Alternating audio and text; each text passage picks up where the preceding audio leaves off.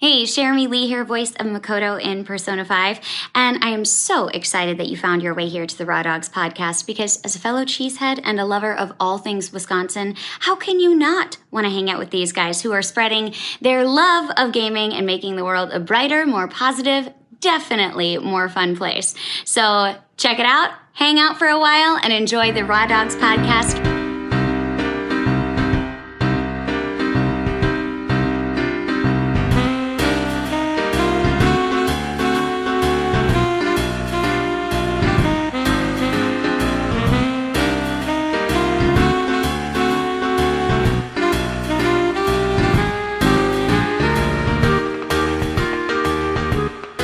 Hey everybody, and welcome to another exciting episode of Raw Dogs. My name is Brad, and I love black mages, I love Moogles, and everything in between.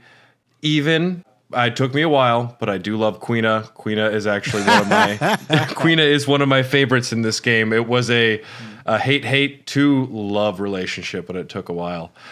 I am joined today, once again, by the absolutely fabulous Spike Vegeta. Thanks again for coming here, Spike.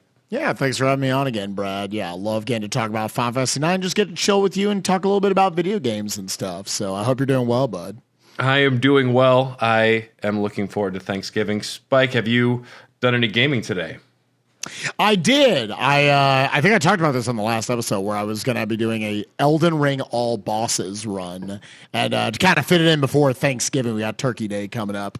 I did the first, well, more than half of it today. I killed 114 bosses in this game, and you can believe there's still over 50 left in the game afterwards, and we'll be taking care of that tomorrow on my stream at the time of this recording. So, yeah, I ran around and fought a lot of bosses in a big old map. So, other than that, just playing some Pokemon. I'm on an Ironmon run. Have you ever watched any of the Ironmon craze with Pokemon? No and everything? idea. No, it's a challenge made by my good friend I Eat Your Pie, also from like the speedrunning community and everything. He came with basically it's like a Nuzlocke of Pokemon if people are familiar with that, but it's like 10 times harder. You got to go through the whole game. You get one Pokemon. If they ever faint, then that run is dead. You have to start over again. And it's something that only this is going to make it sound like a lot of people have finished it. Like a little over 100 people have completed the challenge, but this is among like thousands upon thousands of people that are in this Discord. Pie's done 7,000 attempts. He hasn't finished it yet. I've done like 800, somewhere in that ballpark. And I've got maybe my best Pokemon going right now. I got a Swampert. He's a special sweeper. So, I would recommend to anybody out there listening, if you like a really addicting challenge and you're into Pokemon whatsoever. I wasn't even like a big Pokemon fan, but it is an addicting challenge. You can get into the Ironmon Discord and everything. It's a lot of fun. So. Okay. Have you been playing the new Pokemon at all? I have not. I see it is a technical mess is maybe a nice word, is just a good neutral word to use for it. It's a little bit of a mess. I heard it's fun. I mean, it's Pokemon at the end of the day. Pokemon is getting to me to almost feel like the Madden of these games, right? That are just like, if you're playing Madden, you probably don't care like the year to year stuff. You're like, I get my Madden fix for the year. Is Pokemon almost becoming that sort of franchise at this point where like, hey, they got to crank out these every Christmas, whether it's ready to go or not, or they've done much with it?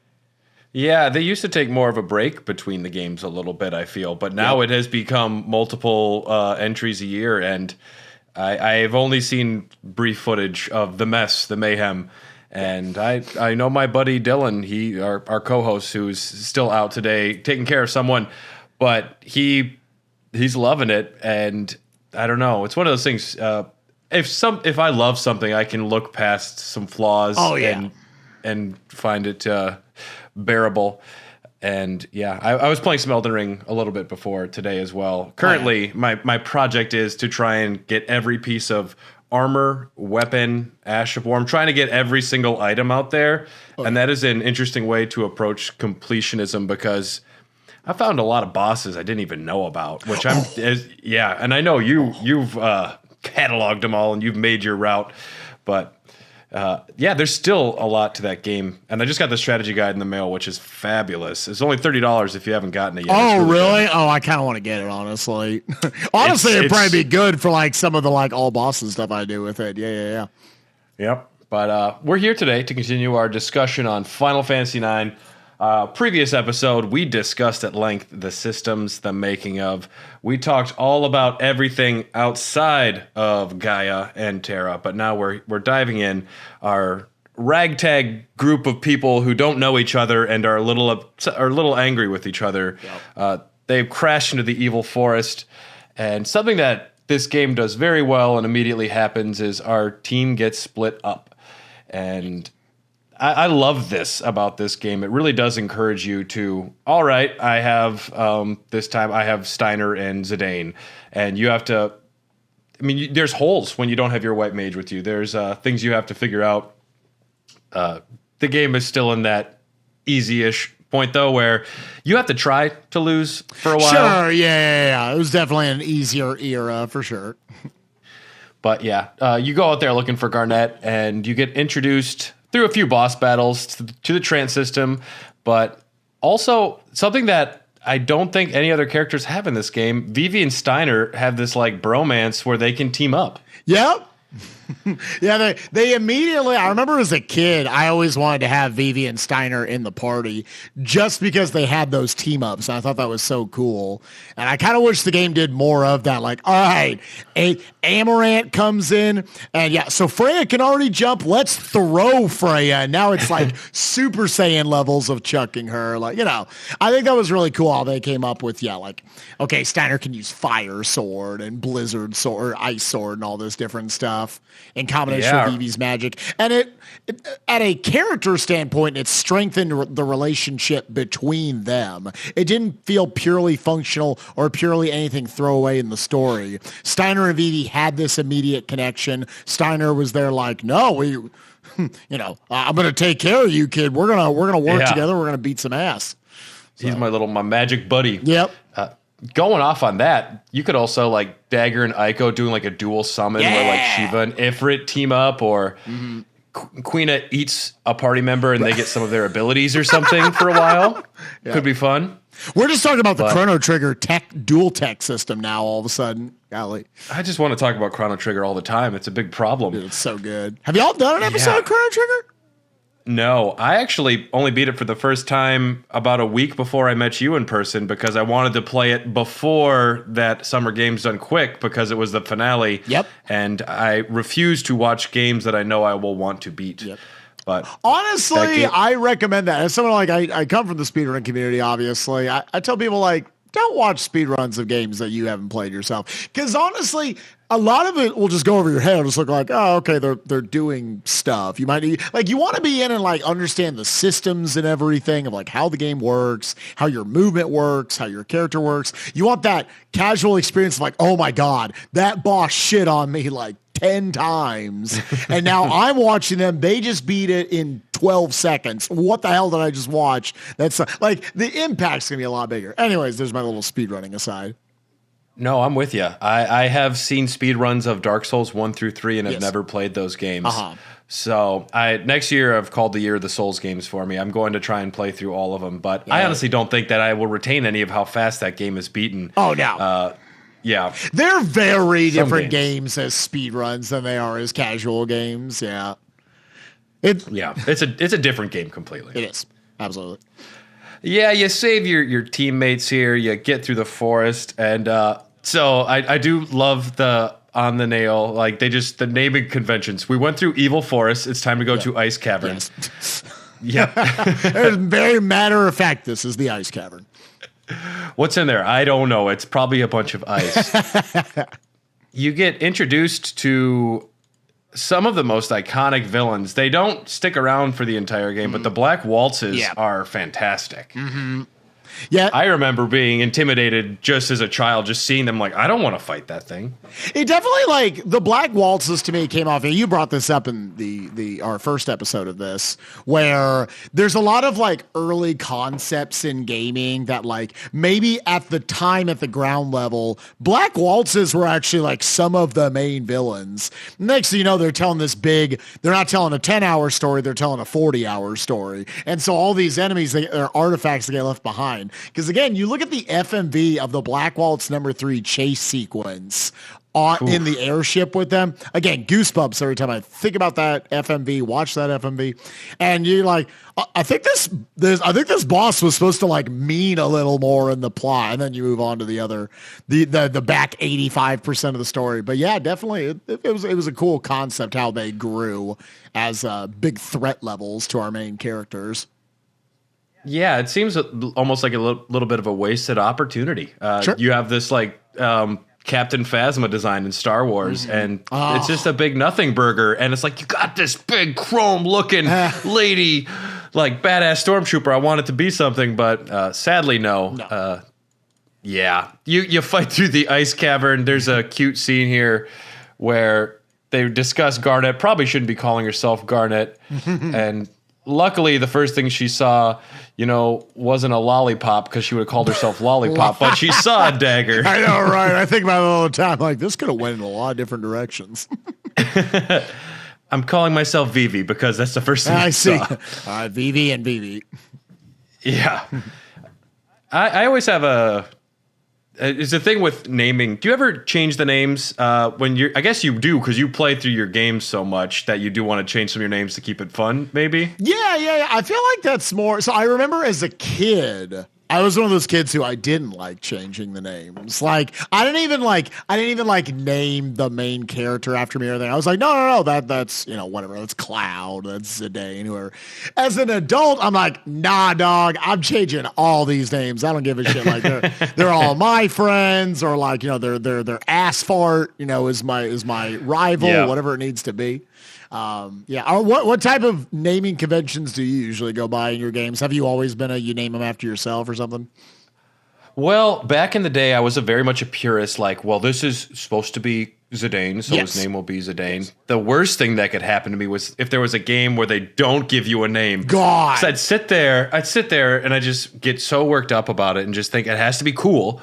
Well, I mean, what if somebody looks at this? But I've gotten very comfortable. Just do the George R. R. Martin thing and just start with a B and just roll with it. The names are easy. And, sometimes I might even go to like a fantasy name generator, and I'll just like look through a bunch of like random names. I'll find one that I think looks cool. Mm-hmm. That's something I might try, but it could be fun. Almost like a Mad Libs of naming your characters in RPGs. One RPG that I finally played. Have you ever played Earthbound? No, and it's a good thing Dylan's not here because he'd hit me. Oh, he's big Earthbound fan. Yeah. I may be misremembering this, but like, so a lot of us just from virtual playing like Smash Brothers, Ness is Ness, right? I'm pretty sure, and I could be misremembering this, they don't give you any alluding to like what their names are. At the very beginning of the game, you name all your characters. There's like, all right, here's this guy. What do you think that name is? Oh, weird. And so, like, you're naming them all these, and then I would hear afterwards people be like, oh, like, Pooh, I guess is one of their names. I was like, what? Who the fuck is that? Because I never knew them as that. They were only Kyle to me, childhood friend. So, I thought that was kind of an interesting, different way for them to. Yeah, Earthbound's a fun game. It's a quirky little title, but it's fun. Anyways. And I will say, sometimes the female characters, the ones you're supposed to fall in love with, they might be named after some crushes of mine. Oh, yeah, that's fair. That's a pretty classic move. Uh-huh. And then you pray Heaven forbid no one sees it, though, because you don't want to be, Who's I remember Cheryl? my brother, who's the Cheryl person, Brad?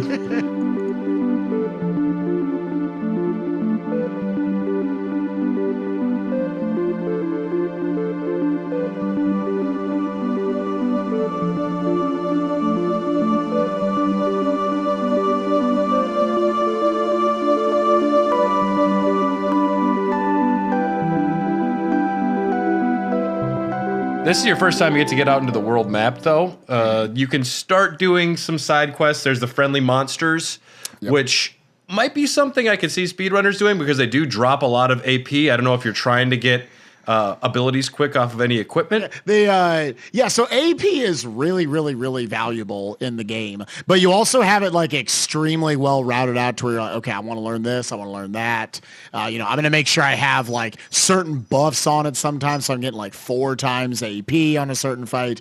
But the little happy monsters you can find and whatnot, they are some of the only encounters in the game where, I guess we'll talk about, this is like one of the other big pieces of speedrun tech in the game. You can do this stuff on the overworld called stutter stepping, where, and I'm the one who dubbed it that way back in the day, but it's something where instead of just running, the full send across to Dolly, the next little town you got to go to, you're going to tap on the world map to where you see your little character, Zidane or whoever, going and then moving in little half steps across it. So what that does is because you're never moving a full step, the danger meter the game calls it, or at least we've called it that, never goes up any increments, so you avoid all encounters. However, there is one type of encounter that does not adhere to this, and that is the friendly monsters. No way. So in my PB, my personal best, my fastest run I ever did of this,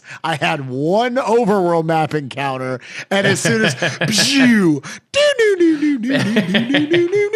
and I'm sitting there, me and my chat were like, oh my fucking God, no. Because like it's such a long animation. They're asking you like, so answer true or false, ding a dong a ding dong, like, and they're going through, all that stuff. So I did it. I got some gil out of it. And if you get like the friendly monsters version though, like that genuinely is, there were old routes that did try to force that at some point, because you could get a boatload of AP off of it and just learn a bunch of abilities early and not have to worry about them and not taking any extra fights later on to have to worry about that. So that's kind of cool.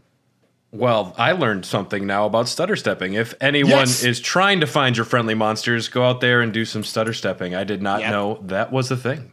Yeah, if you do that, you actually won't see encounters that are not, what you're looking for out there. So hell yeah. And if you find every friendly monster in the game, this makes Ozma vulnerable to shadow-based damage, allows you to attack them from a distance. Mm-hmm. So I don't know why giving 10 monsters presents. But logic. Mm-hmm. You go to Dolly, though. This is your first village, your first time staying in an inn. Of course, Dagger is weirded out by sleeping in the same room as, a monkey man and a baby black mage boy.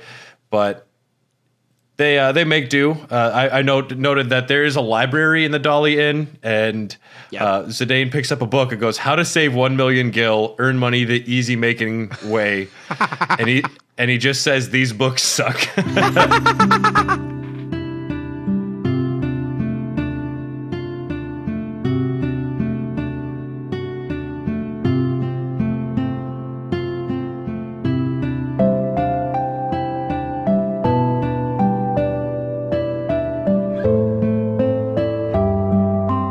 Dolly is one of the greatest cities, again, because it has a bar, and it's got a menu. They serve black ale, white ale, red wine, white wine, and Geisel liquor. So a liquor based on like the greens that chocobos eat. So I was curious about that. Oh, that's cool. I've never gone in there and like read the menu or anything. That's sick.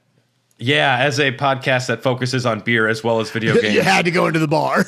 I always, whenever they make note of like cocktails or specific drinks, like Castlevania Symphony of the Night, they have one item that was beer, only in the Japanese version, but they changed it to the American one to barley tea. And you find it in a cavern, a whole bunch of barley tea and like a picture of Dracula. I'm like, some guy got really drunk and looked at this picture down here for a while. Final Fantasy VII Remake has a lot of alcohol in it, actually, if you go looking. A lot of bars. But Vivi gets kidnapped because this is a city that they've abandoned their farming duties, and they are instead making an army of automaton black mages, which that seems like a pretty big deal for an entire village to get into. Yeah, I'm about to say, that's a tiny little village all of a sudden all invested in war and creating weapons, effectively weaponizing these creatures. Yeah. This is actually where Vivi got made, too. You don't really find out about this until later. It's a factory. They take these black mages and they stuff them in a box and ship them out. When you go downstairs, you and Dagger, you find Vivi crying in a box. And I'm like, nah, dude, this will not stand. This aggression will not stand. And Zidane's like, what happened? And he's like, I don't know. He just put me in there. He's like, well, you should try and fight back. And he's like, I don't know. You poor Get little off guy. me, you dirtbag. And they get out of there. They find a cargo ship. Steiner is excited because he knows the ship is going to Alexandria. This is, of course, the beloved scene where Zidane grabs Garnet's butt, and it's very awkward. Yep. The Usoft scene, the infamous Usoft. He lies about it, says it wasn't on purpose. That will not hold up in a court of law, Zidane. You're canceled. Get out of here. Yeah. That is a grabber. Yeah, it's a little unfortunate. But yeah, you get into another Black Waltz fight pretty quick here. Zidane turns the ship. Steiner gets mad. This is the only time you see Zidane use his tail. He hangs from his tail. I know that scene, that little bit always sticks out to me as like, oh, this is him. He is Goku in that moment. Like, okay, his tail isn't just this thing that no one talks about that sits on the back of his butt. Like, no, he actually can utilize it. It has strength. It can hold him up. And it just kind of adds to his character. You even see him like scratching it afterwards, like a little monkey. Yeah, it's kind of brilliant little characterization.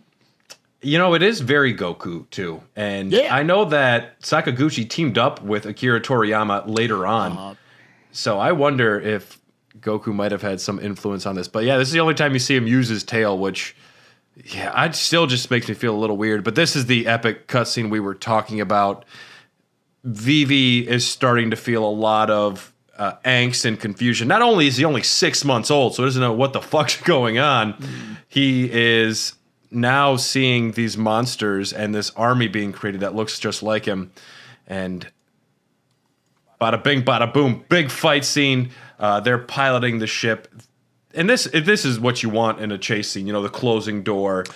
They barely make it, and then Vivi goes full Kamehameha to protect his friends.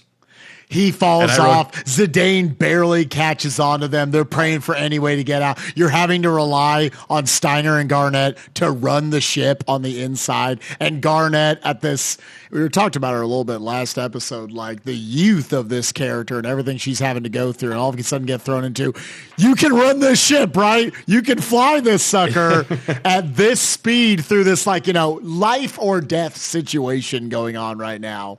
And I can't imagine she probably piloted a ship before that. I don't know, maybe. Yeah, probably not. Yeah, Dr. Tot probably wasn't an airship instructor as well. Dr. Tot, 75% knows. My man. My man. Every time he comes on screen, all knows. Dude can smell you coming a mile away, that guy. I just feel bad for his Kleenex, money he has to spend. God, can you imagine? Just shove a whole box up in there. Just clog They it up. probably do millions of damage, millions of gills worth of damage. It's hard to say gill. Gill is still weird to me. Yeah. To Southgate, but they make it to Lindblom.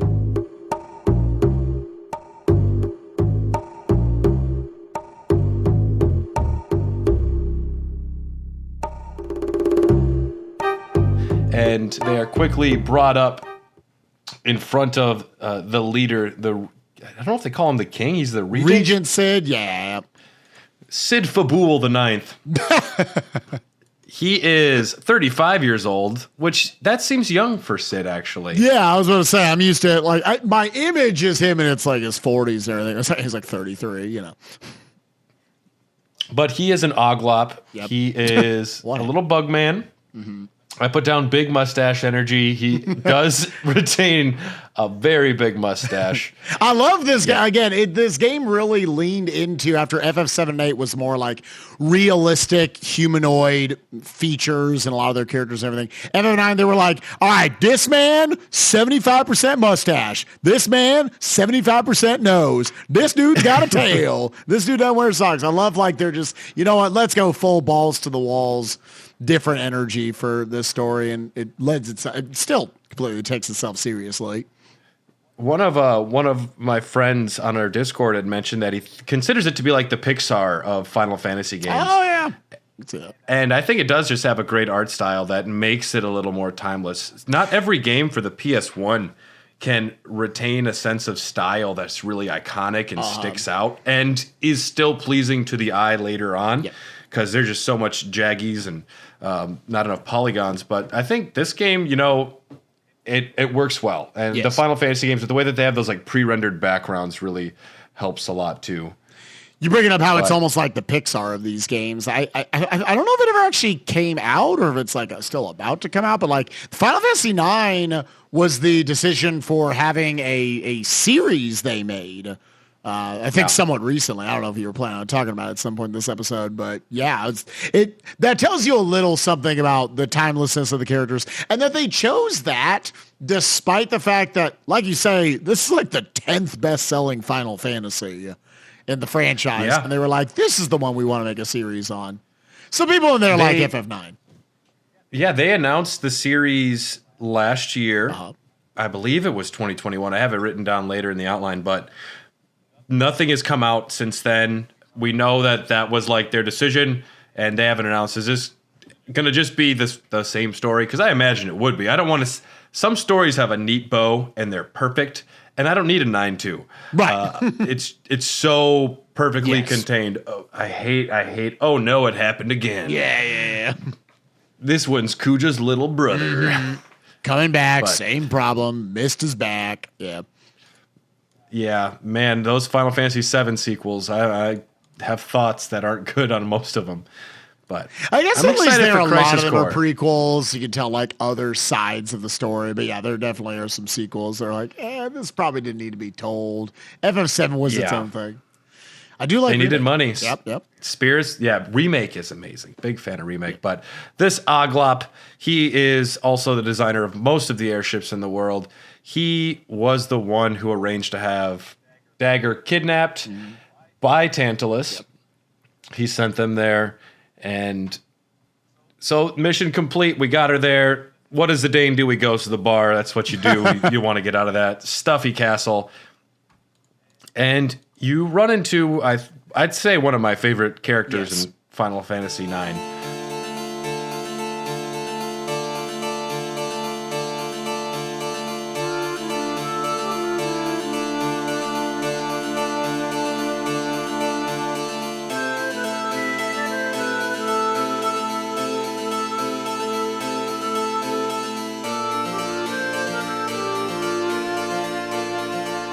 Who is Freya Crescent, Spike?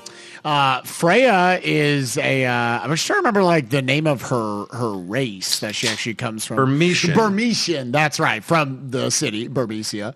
Yeah, and she is your classic dragoon character dressed up for Final Fantasy lovers out there, which is to say like she can jump very, very high. So if you, it's a funny job quest. Yeah, you can jump really damn high. Other than that, she's like really solid in a lot of other stuff. She's got some magic abilities. She's got good physical stats and whatnot. But she is out there primarily on a journey to find what was her. What was the character's name she was looking for? Her former boyfriend. I'm trying to remember the name of him. She even just says lover. Lover, yes. It's way more passionate than that. They're like soulmates. They're so relationship intense. Now, lover, yeah. Iron Tail Fratley. Yes, that is right. That's right. And we'll kind of learn some depressing news afterwards about that whole situation. But she is a warrior through and through. That, man, if there is a character in this story that is more traumatized than Vivi, it would be Freya. Like, girl gets hurt with just some heavy, heavy shit. Just imagine your home, your civilization, everybody that you love, just absolutely and you suffering. You find the one person you've been looking for, your former lover, and they're like, I don't even know who the you fuck are you? Yeah. It never really occurred to me that the first time you see her, and maybe this is a tell of like how much she's hurting. Like, not a bar can be a happy place, but she's sitting there drinking by herself. Now. Yeah, she's by herself in a bar drinking. You just happen to find her as Zidane in there. I think that can tell you a lot about her character just initially. It's not this grand opening that, oh, you got your fifth party member. She in a bar. Dude, I think 95% of my friends I've met in bars, though, too. And sometimes I was drinking by myself, but I was also doing a fair amount of traveling, looking for a former lover, trying to protect my king, as I jumped very high and disappeared for minutes at a time. Yep. I knew I've heard of you. Yep. Goodbye. It just jumps. Yeah. She's super sick in the speed run. I love her, by the way. But, yes. No, okay, so you think Freya's got a lot of utility in for a party member? Yeah, again, she's like actually one of your strongest physical members that you can utilize throughout the run. She learns all sorts of the killer abilities, bird killer, devil killer, man eater. All these things are basically, you can like stack your damage on top of each other. Just keep giving yourself 1.5 times multipliers based on what kind of enemy you're facing. And she is the single reason, she is the MVP of that speed run, because without her, we would not be able to beat the final boss of this video game. Interesting. Yeah. Well, I'm excited to hear more about that. Yep. So, yeah, but yes, we find her here in a bar. The reason that Freya's in town, as well as you find out through like background dialogue a little bit, that a lot of other characters are in town as well for the Festival of the Hunt. So Amaranth and Lonnie, as well as Quina. Quina participates in the hunt as well, but because they talk about this like famous gourmand who's in the hunt. And it's interesting. You actually run into Quina in Alexandria right away in the kitchen. They are running the feast for the birthday. But yeah, Festival of the Hunt's this weird little mini game. You got 12 minutes. So the city is like, all right, we're going to have a party, it's dude. kind of the purge. It feels like slightly going on right here. Like, yeah. Even as a kid, I was like, don't people die during this? And they basically allude to people going to die when this thing happens. They say it's like a planned thing. There are civilians getting attacked while you're in this festival. Mm-hmm. You think they would have at least like quarantined people off. But also, I mean, we're blocking off the Bayview area of Milwaukee. We're just going to let a lot of tigers out. Let a lot of tigers out. Yeah. Lock your doors. Sure. It'll be fine. Probably. We're going to send out people to fight them. But yeah, you got 12 minutes to fight these things. This is a section of the game that you are, it's very helpful to have the speed up, function of the remakes, or like the remakes, like the remasters. Yeah, to get through. Because it's just a bunch of battling, yeah. And you actually, the timer moves the same for the 12 minutes, but you move faster. So you're able to get a lot more done. Also, this helps tremendously with Chocobo Hot and Cold, which is long enough as it is. Oh, yes. Oh my! I didn't even think about that. I hadn't pieced that together because I haven't done all like the side questy stuff since I was a kid, well before I was speedrunning. So playing the modernized version, I was like, oh, okay, I can use this for other stuff. I was thinking about like how much hot and cold would suck so much less ass. Oh my god! Yeah, Jesus. Man, that was a rough few hours even with that function. But there's also another really iconic scene here in Lindblom. It's Dagger is singing on the roof, and Zidane hears this. He goes up there.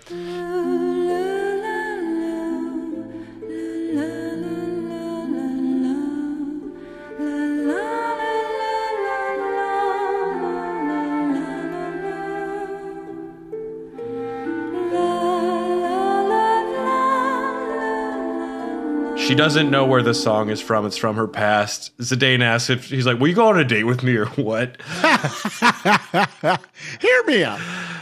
But it's we're playing it down. It's a cute scene. It's Zidane showing interest, and it's their characters growing a little bit and setting up some of the mystery for who they are. And also they're deciding what's going to happen here after the festival, and black mages are attacking Bermesia, and they're talking, well, no matter what, Dagger has to stay. She can't leave. We're going to go and investigate. You know, Dagger, though, she takes a lot of initiative. She drugs the party with sleeping pills. Yep. Steiner thinks he's going down, too. Is like, I'm so poisoned. And she's like, I didn't poison you. She's like, I knew that. It was just sleep sauce, Some sleep sauce. And that was cool because that was another alluding to, you talked about in the last episode, all those ATEs. If you're like, where did she get all this like sleep sauce or whatever? If you watch one of the ATEs back in Dolly, this is where she finds this stuff. And this is how she figures out how to like make them all sleepy and everything. It's cool, little tidbits like that. But anyways. Well, and she's not just a passive character. She's not an underwritten female character, which is tragically what happens a lot of times with like the princess. She's in distress.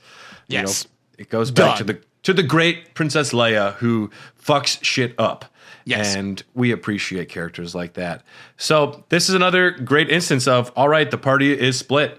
Dagger and Steiner are going to head back to Alexandria because she wants to confront her mom. And Freya, Vivi, and Zidane go to assist in Bermesia. You can go to Chocobo's Forest. I just don't want to yet. I'm going to put that off until I have to do it, if I have to do it. But you do get to go to Quo's Marsh for the first time.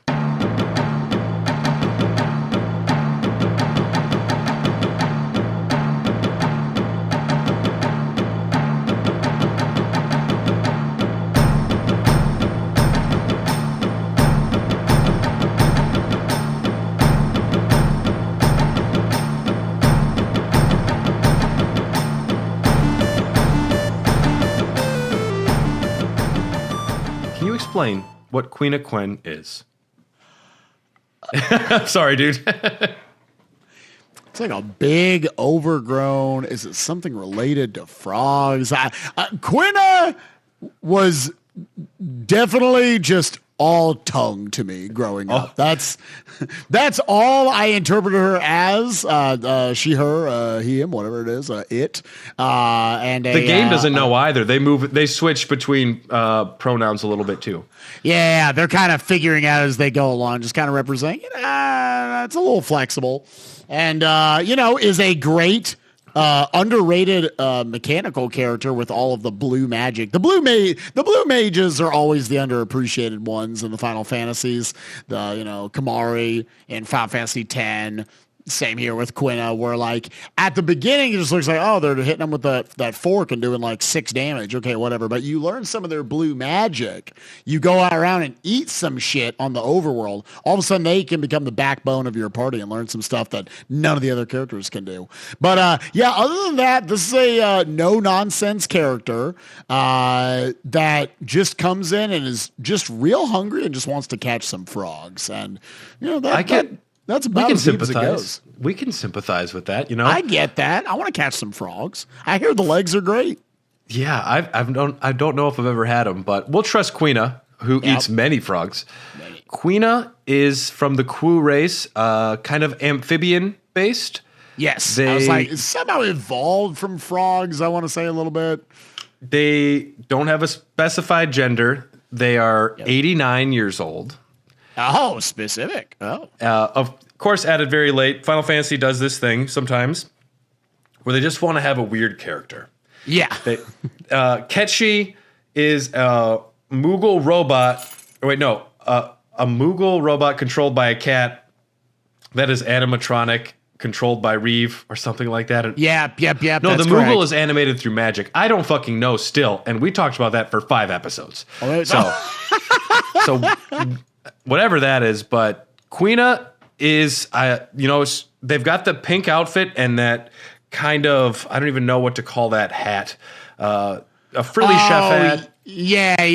It's almost like a little, is it more chef or is it more like nanny? Like, like the dog from Peter Pan, like taking care of the kids. Like I imagine that when I when I see her dressed up in it. I don't know. It's definitely supposed to be like a little bit of a weird amalgamation. Like you're saying, I think at a certain point, there's so much like functionally, there's so much heaviness in this story and like so much depression that a lot of characters are going through. Quinn is just no nonsense after a while being thrown in there and provides a little bit of comic relief on top of everything else. Quina is a character that on the surface doesn't seem too integral to the plot because they're not. But they are integral in, I think, making characters realize the simplicity of some situations. Like they might overthink things, and Quina says there are two things in this world: things you can eat and things you know can eat. And I was like, they're right. Damn it. Yep. It's a little simpler, but you know, I despised Quina for the longest time, and it wasn't until this. Because just the design and not having played the game, but actually spending time, I grew to appreciate Quina. And they have dialogue that is at least fun and, you know, out of place.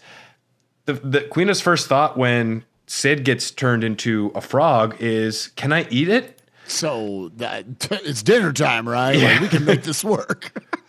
And yeah, they mention when they go to Clara, they're like, I ate a whole bunch of sand. And I'm into it. She'll just go away for long stretches of the game and come back and be like, where the fuck were you the whole time? I ate a lot of sand, man. What can I tell you? Because they need to split the party up at different sections, and they don't know what to do sometimes. And Quina just is standing on a bridge and says, that water looks yummy. And they just straight up just jump off of a bridge into the water and disappear for another, 30 minutes of the game, and then washes up on shore. And it's a funny thing. Japanese, Quina means it's a friendly invitation to try it, and Quen in Japanese means I can't eat. So that is, yeah, it's the classic dichotomy of good and evil, of wanting to eat and not being able to eat. I remember that in the Final Fantasy IX in the demo, when you let the game run for a little bit, it would bring up little portraits of the characters, and they would all have their different like little quotes that would go with them. And I always shockingly, for the character that probably has the least impact on the story, Quina's quote always stuck with me. It was, I do what I want. You have problem. The end of the day, like, you know, she's going to get what she wants. She's going to make this work, and she's going to help the party any way she can. I don't know, I just thought that was interesting. Got you. Quina, we respect you, Quina. Mm-hmm. You head to Giza Maluk's grotto, you fight a thing, you head to Bermesia, the realm of eternal rain. Now, this is a poetic thing. It's not Rain City. It's the realm of eternal rain, which I do appreciate. Their naming conventions has evolved a little bit. But this is the city that Freya is from, and it is torn apart. It is destroyed.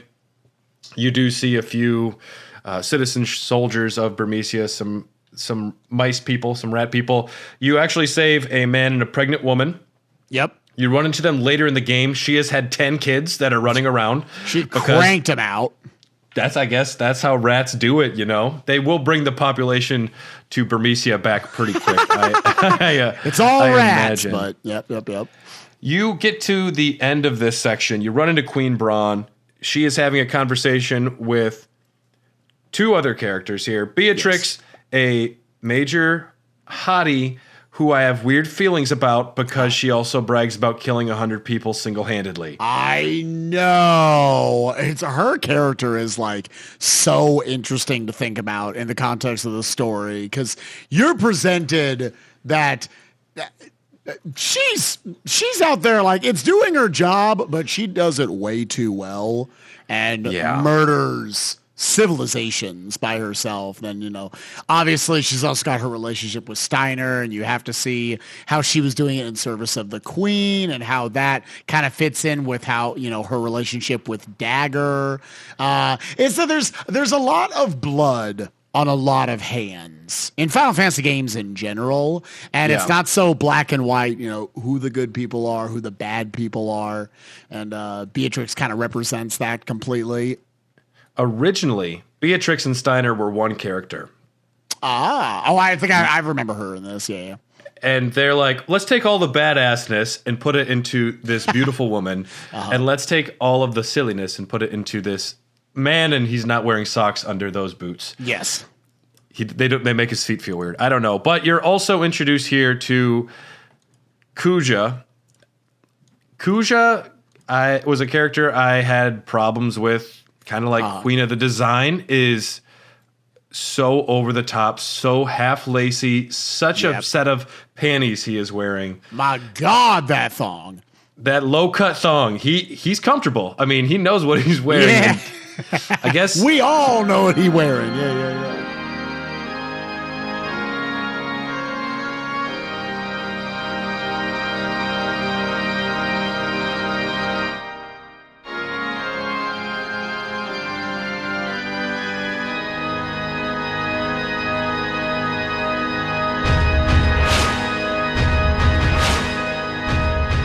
Kuja is a pretty interesting character. I mean, he's going through the same identity problems that the rest of the characters going through theme-wise. He is trying to fight against fate. He wants to make his own path in life, but he is doing so. We learn a lot more about their motivations, but essentially, let's just get into it. Garland is this is the tough stuff, like the fucking cosmology, but Gaia is another planet. Yes. And Terra is another planet. We are on Gaia. Yes. Terra's civilization, they were dying. The planet was dying. So they created a robot named Garland, an android, that would facilitate getting new souls to put, or new bodies to put their souls into. And so they are trying to fuse the two planets. Something has gone wrong. And essentially, they planted this Ifa tree. And Kuja is sent there to kill as many people as possible, to bring souls to power the fusing of the planets and get bodies to the Terrans that need to get over there. So Kuja is a genome created by an android from another planet. Yes. So it's pretty straightforward. Yeah, pretty easy stuff. I love delving into a lot of JRPGs, but like Final Fantasies are kind of at the core of it. Where you think at first it's gonna be like, all right, there's some knights, there's a corrupted queen, and all this is gonna make sense. There's some magic, I can get it. There's some fire and shit, whatever.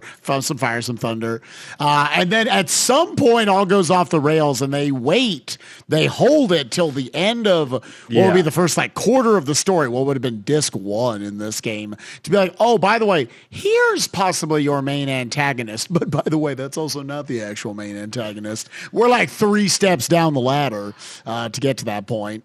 They save it till the end. It's not until the very end where you're like, all right, you're going to fight the concept of death. The concept of not getting to exist anymore, not having control over your own destiny. Yep. I love it. And Zidane's like, can we just finish this up and go home? Yeah. You're fighting the concept of death. You're fighting for existence. I just want to go home. Quina's hungry. Let's get out of there. But you fuck shit up. You do. You then move on to another city. But meanwhile, Dagger and Steiner have gotten to Trino. And on the way there, they ran into Marcus and Marcus and Cinna, because they're trying to get the super soft for Blank to cure him of his petrification.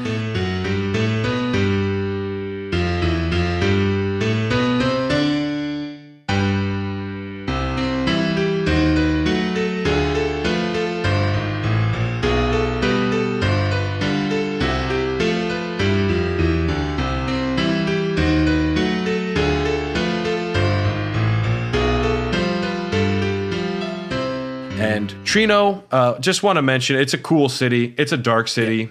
It's got a banging soundtrack and gambling, bing, boom, bing, boom. thievery, and the beautiful Dr. Tot. God. Absolute goals. That's what I think of every time I see Dr. Tot. What I would do to be half of that nose, my God. Yeah, and another loving, almost a father figure, more like a tutor in a way, to Dagger. I have some cute little flashback scenes of them, him teaching her, all of imparting his knowledge upon her. It's always good stuff. He probably won Teacher of the Month a few times. He was a good homie. Mm-hmm.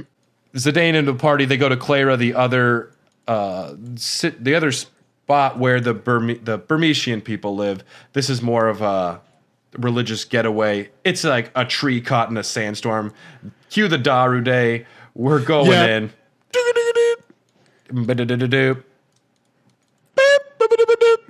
And it doesn't help that there is a boss that you fight in there, the ant lion, who has an attack called Sandstorm. And then you're like, well, Twitch chat's done. Yeah. I know what my Twitch chat's going to be for the next 5 minutes. I know as a kid getting into Clara, the antlion for some reason became a spot that I struggled with my first time trying to play back in the day. Yeah, Yeah. I think almost like any of the I was talking to a friend who recently played through Final Fantasy X, I guess a year ago. And it's sometimes those first Final Fantasies, I know as a kid, I always struggled with my first RPG like that because I just wanted to keep attacking. That was all I knew how to do as a kid. And not understanding the concept of no. You don't want your white mage and your black mage to attack. No, they each have their own designated roles. You want to try using the black magic with one character. And hey, this character is more like a medic. Even in the speed run where we're trying to go as fast as we can, you almost always have one character that is serving there functionally as the medic to make sure that okay, we're keeping the party healthy enough so that your big tanks or whatever can deal that damage and get you to the end of the fight.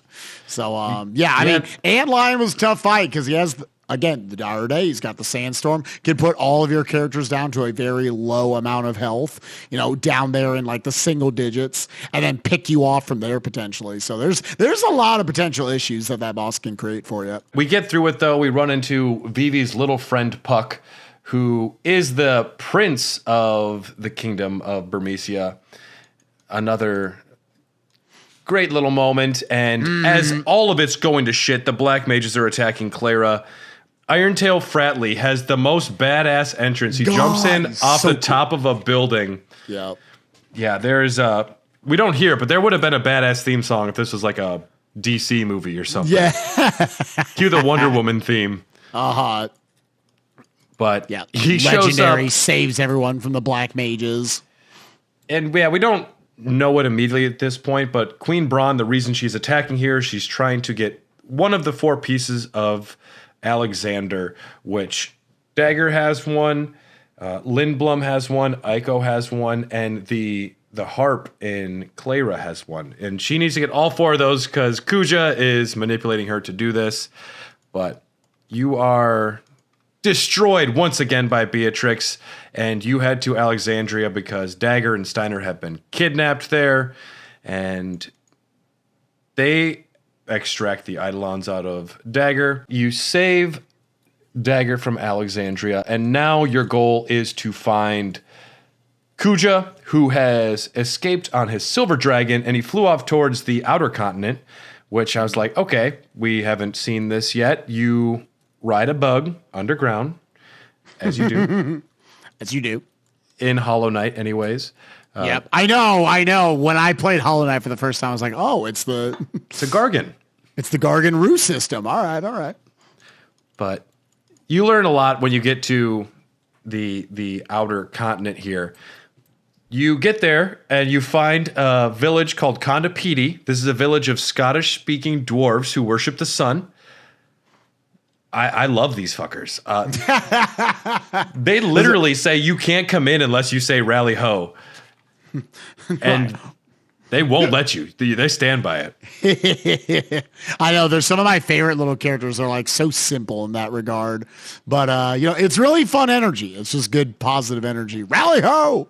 And they even think their dialogue, if you didn't say rally ho, then you can't enter Kondapiti hame tune o the dwarves. And it hurts me to read. It hurts me more to say. I loved it. It's cute stuff. You find the Black Mage Village. So some of these Black Mages have escaped and created their own hometown. One is all the way up to number 288, which is interesting. But I think it's great that Vivi has found more of a sense of identity. He is finding a reason to live. And Zidane and Dagger, they do have a good moment here where he opens up about himself. They're sleeping that night, and she asks about him. And he tells a story about this man who was looking for his home when he was younger. He was a badass with a cute tail. It's definitely not about him, but they are forced to get married in order. The dwarves are like, no, you got to get married to come through here. And it's such a badass moment for Dagger right there, for Garnet, whatever. Yeah. Just think about how like they're like, okay, this is our way to get there. And Zidane's like, oh, I don't know. And she's like, okay, let's do it. Dagger's just ready to go. She says, yep, it was not about romance in any way. It was purely business. This is how we're going to get out of this city. So yeah, let's do it. Yeah. It's a really good character moment for Dagger. Do you make Vivi and Quina get married as well? No, but it is an incentive that is always ran whenever it is at a marathon or anything. It's like, all right, for 15 extra seconds and for $50,000 extra dollars, do you want to make Vivi and Quina get married? Always gets met. It's always a banger. Always gets met. It's a surprisingly poignant scene. Quina says, "I so happy," and Vivi goes, "Me too." And it's fucking weird, man. Right. This is a 6-month-old marrying an 87-year-old amphibian. He's an automaton, and they have somehow found love in this crazy world. They found love in a hopeless place. Right. We are going to get introduced to another character. A character that I felt like I misunderstood before playing this game. We run into Eiko. How would you say it? Eiko? I think I always said Eiko, but like, yeah, it's Eiko, Eco. I think any of the pronunciations work.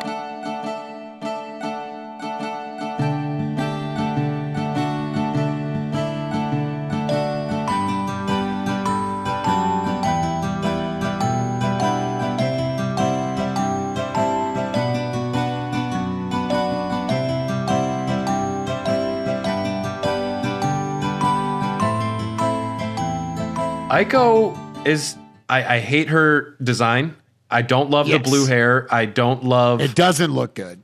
No, her outfit does not work. But when you think about who she is, she's a toddler, essentially a child raising themselves without parents. Yep. They're making it work. She comes off kind of grating because she's kind of throwing herself at Zidane, but when you take a step back and you realize she's not doing it out of romance, she's seeing an opportunity for family and someone to kind of be with her. She's never been around people in a big way. And I think her character is actually quite endearing. Mm-hmm. Yeah. Her quote we just talked about, like with Quina's, I do what I want, you have problem. Her quote was, another one's always sticks to me. It's the most simple one. I don't want to be alone anymore. Oh, man. Yeah. So you nailed it on the head right there. She is looking for a family. She is looking for someone to take care of her, for her to take care of. All she knows are the Mughals, and back in her little home she's made for herself in Madain Sarai. Madain Sarai. I much prefer your pronunciation of that. I was calling it Maiden Sorry, but Madain Sarai is a little more fantastical. It's a little more... yeah. Again, none of this is canonical. This is canonical, 100% accurate, as said by Spike. It is true. You're welcome. But this is the City of the Summers. You find out this is where Dagger is from, and you have heard the Silver Dragon of Kuja is going to the Ifa Tree. So our party goes there. We fight a thing. We... learn a little bit more about Dagger's past when we return to Madan Sari. I'm never going to say it the same twice, but Mansar. Yeah, Madansar. Mm-hmm. You learn that this is where Garnet's from. This is her hometown. She remembers that there was an explosion, something happened, and at this point, you need to head back to the Ifa Tree, but this is not before you run into our final character. God, it's so deep into the story. They introduce our 8th and final character, and it still feels like there's so much more game left to integrate this character into the plot and have his own through line. But yes, you get your 8th and final character, and who is it? Flaming Amaranth Coral.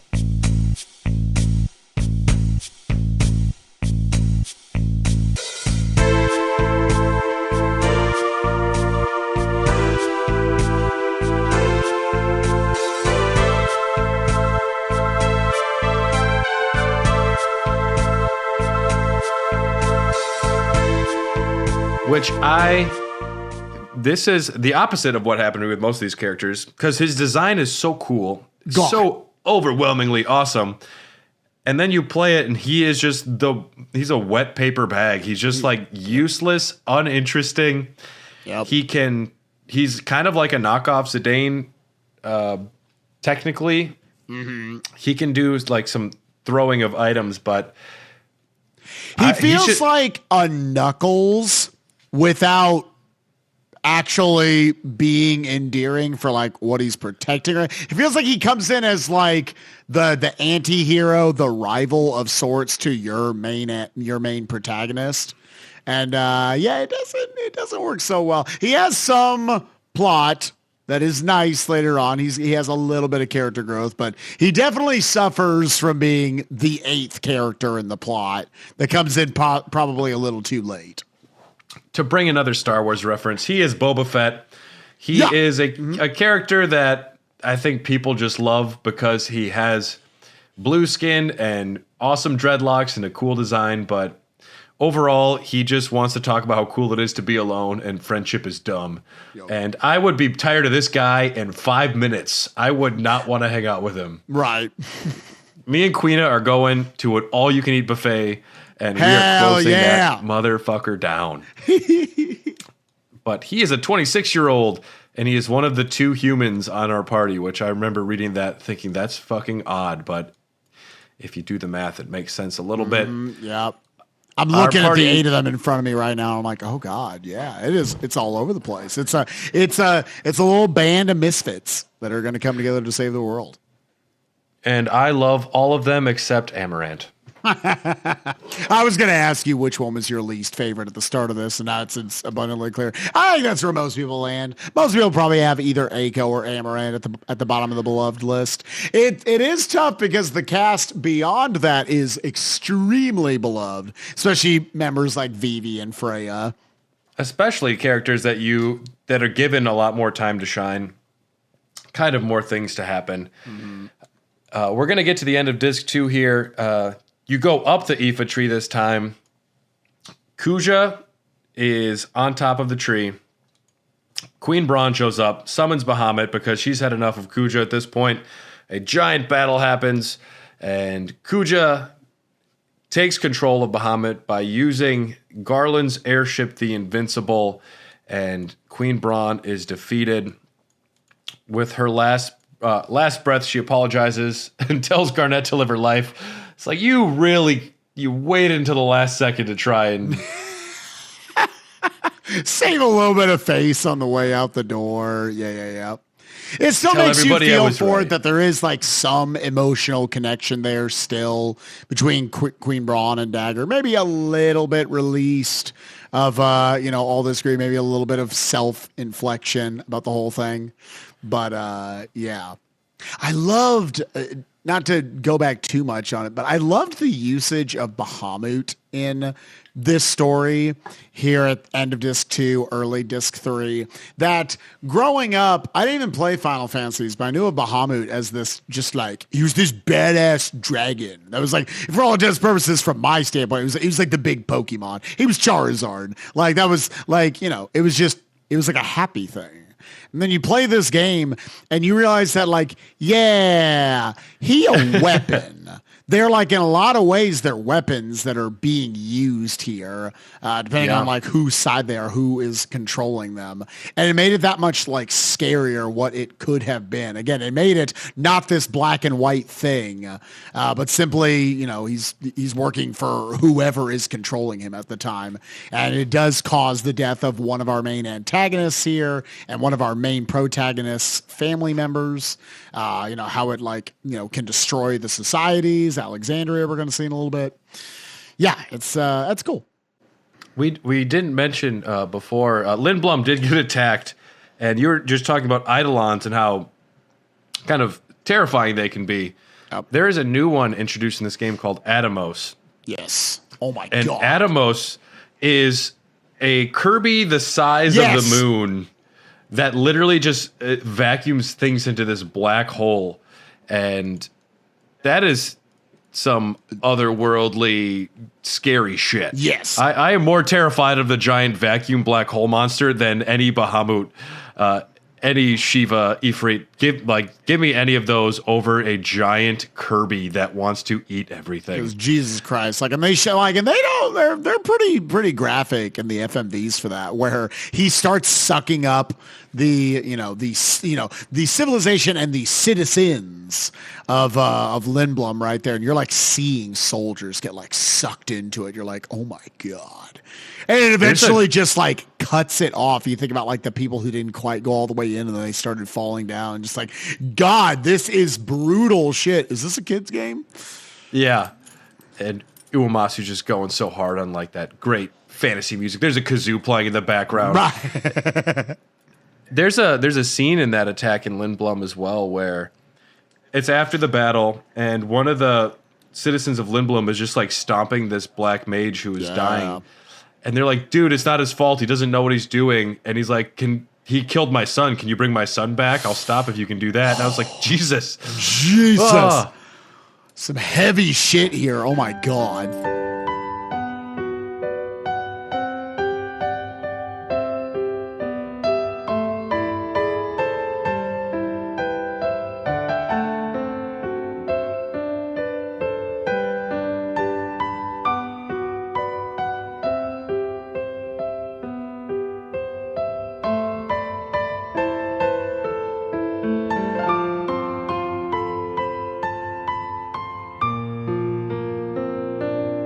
So getting back to the Aoife tree, Queen Braun is now dead. Dagger is mourning her mother, but there is a vacancy in Alexandria, and our beloved Sarah/Dagger/Garnet is now going to be queen.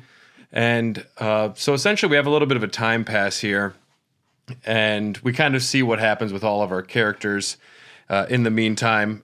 The one having the most trouble is Zidane. He realizes now more than ever that Garnet is probably beyond his station.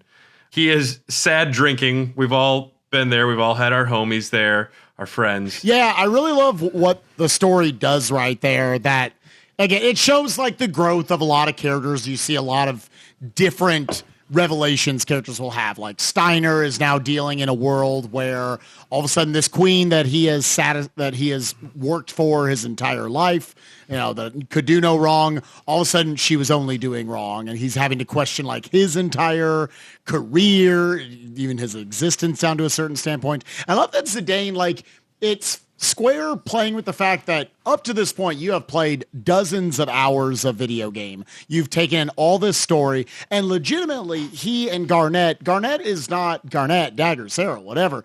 She is not just a girl that he had the hots for. She is a girl that he's went on a journey with. And all of a sudden, he's having to realize all of that, you're not good enough for that anymore. You are, it's the Aladdin. He's not a prince. Even if you want to take it to like a different fantasy story, take it to like, Game of Thrones or House of the Dragon. She has a duty and she needs to lead her people. And it's this awkward situation, but Zidane's sad. This does bring us one of the greatest scenes, I think, in the game, and that is the love letter. Aiko plans on writing Zidane a love letter, and Dr. Tot assists her because Tot's like, yeah, whatever. Yeah, 6-year-old, let's write a love letter together. She gets scared by Baku. She drops the letter. Baku agrees to deliver it. He's talking with Steiner. He drops the letter. Beatrix picks it up and thinks it's from Steiner. A whole bunch of more stuff happens. Somehow, Blank finds it, and essentially, there's a whole group of people watching Steiner and Beatrix think that they both wrote each other a love letter. It's so cute. It's one of those situations where neither character will admit their feelings, but they both are like ready to accept it, kind of. I don't know. Like, as a kid, I remember like, does this feel forced in any way? And like, no, I think looking at it through I don't know, somehow less cynical eyes as an adult after my theater career. I don't know. I just think it's adorable. It's such a beautifully intertwined scene with all these different motivations from these different characters. Like you say, it starts off with Aiko has feelings for Zidane, and then that eventually gets back to Steiner and Beatrix admitting their feelings for each other. It's all very cute. It's all very well done. This is like very Shakespearean. A lot of the writing and the themes here, just tragedy and circumstance, and there is a Shakespearean quality to it. Now let's talk about something that's horrible and everyone hates. They decide to distract Zidane by going to a card tournament in Trino. Why? Yeah, and this is something we haven't really talked about yet. What are your thoughts on Tetramaster? Oh, it's awful. It's just so what I've been told. I still have not played it. Have you? We talked about in the first couple for the first episode we did of this. Have you played Final Fantasy VIII? Oh man, Triple Triad. Oh man. See, I've been told Triple Triad kind of fucks. I've been told it's really good. What's different about Triple Triad too is it links up to your gameplay. If you put more time in Triple Triad, you receive items that can convert into items that will, you get better equipment, better armor, you can level up your character. There is a reason and a purpose for playing it. Unlike Tetramaster, which is very much like a separate mini game, and my biggest problem is, at least with Triple Triad, 9 beats 8, 6 beats 5. The letters, the numbers, everything makes sense. There's no hidden systems. Yes. But Tetramaster, I had to fucking go down a Wikipedia hole to try and understand any of it, and I still don't get it. I will tell you, as someone who has been speedrunning Final Fantasy IX off and on for 9 years, I still don't completely get it. And speedrunners will tell you, even people who know the game super, super well, will tell you reach a point and it's just, it really is you're rolling the die. It is not good. It's way overly complicated. The game doesn't tell you nearly enough about how all the different defenses work, where there is a magic stat, when you want arrows, when you don't want them evenly distributed between them. It's a very frustrating mini game, and it's that's kind of what Square did with all of their Final Fantasies at the time. I found with Final Fantasy VII, they had 7 or 8 little mini garbage mini games that you would go through. And then 8, 9, and 10, they were we're just going to do one big one. So 8 and 9, there were the card games. 10, there was the ball game. Blitzball, which is either the best or the worst mini game. I love Blitzball, but I don't know if it's that good. Yeah, I just played FF10 earlier this year. I brought this up multiple times, but yeah, I liked it. I thought it wasn't presented to the player in the best way, but I was I think this is very well done. So I think, in all honesty, as much as I love FF9, I think it caught the short end of the stick between two relatively beloved games in Triple Triad and Blitzball, kind of overall by the community in between those games. And I'm and we got to do it in the speed run, and sometimes it just fucks you up. It sucks. But anyway. Sure. The problem with it is when you're playing a card game in real life, there are rules, and you play a card and you understand this card does that. But something that happens with this is you have 4 values written at the bottom. And so, example, 3P60. See, I'm already upset just talking about this.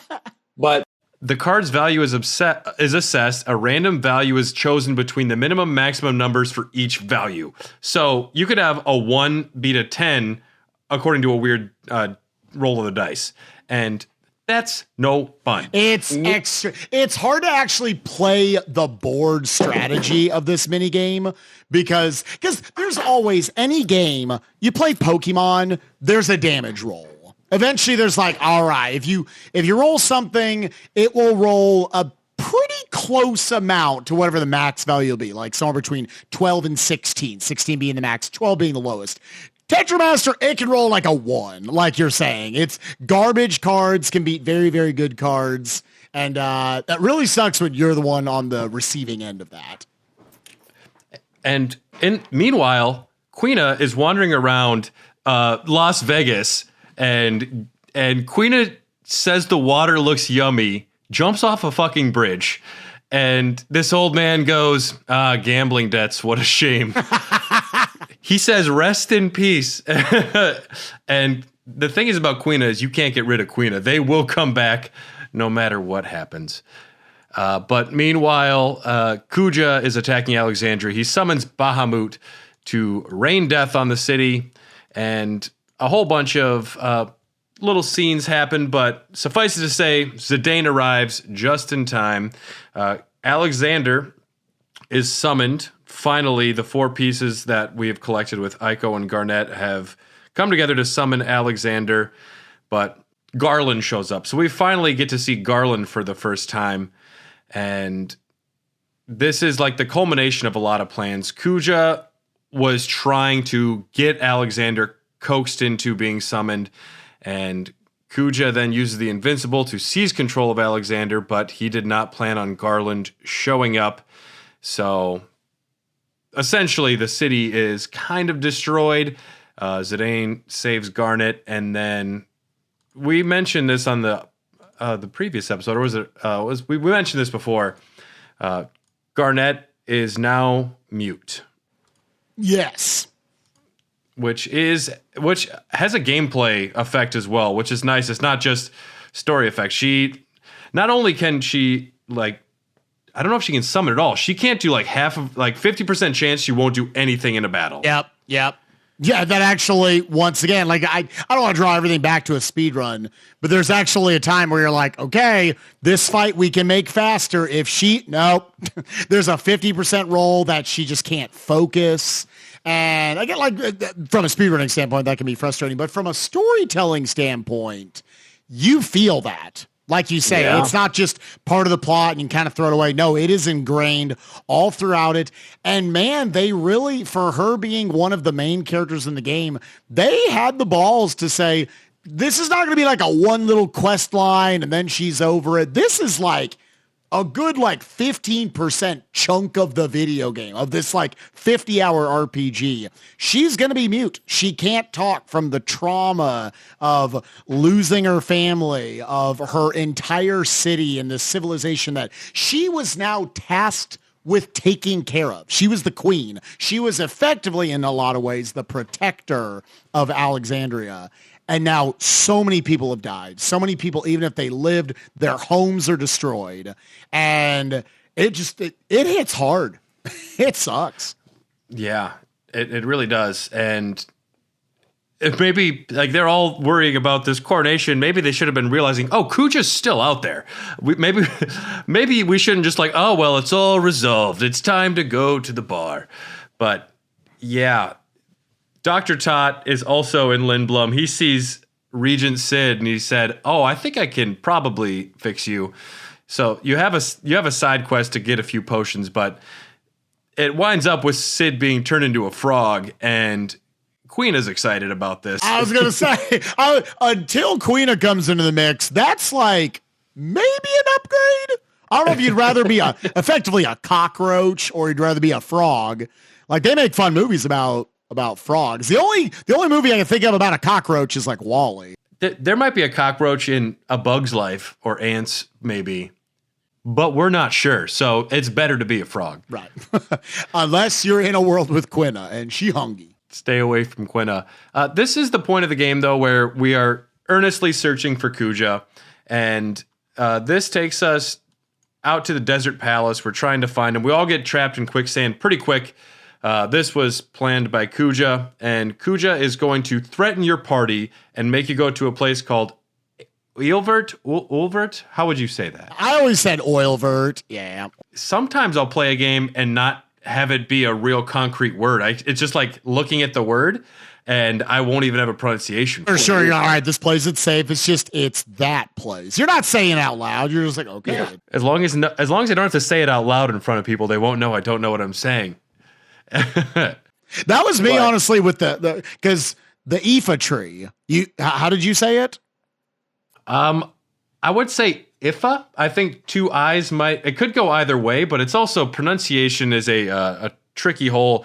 I mean, this game has eidolons based on 20 different religions. What is the etymology for this world? There's no clear cut example other than it's kind of Renaissance time, so you could lean towards traditional English, but even then I think it's got a lot of different influences. So Ifa, I'd go Ifa maybe. Yeah, I think as a kid, I assumed that was a lowercase L. So I was like, oh, the Lifa tree, the Leafa tree. You know? Yeah. And I grew up and I was like, oh, the Ifa tree? Yeah, it's funny. It's funny. It's fun. And it's in Final Fantasy X. The only character we don't know how to pronounce is the star player of the Xander Canabes because they refuse to say Tidus. Mm-hmm. They won't let you know. The star player for the Xander Canabes.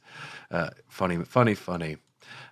But Kuja sends you to go get this Gulag Stone because he can't go. Magic doesn't work there. You get to choose your party.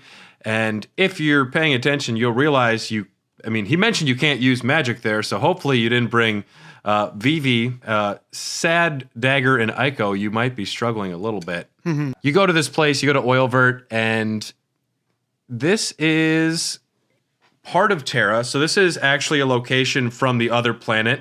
Some locations have arrived onto Gaia, which is interesting because you can see the other civilizations effect here. But this is when you're going to start getting some of that history thrown at you that they're trying to merge these two planets.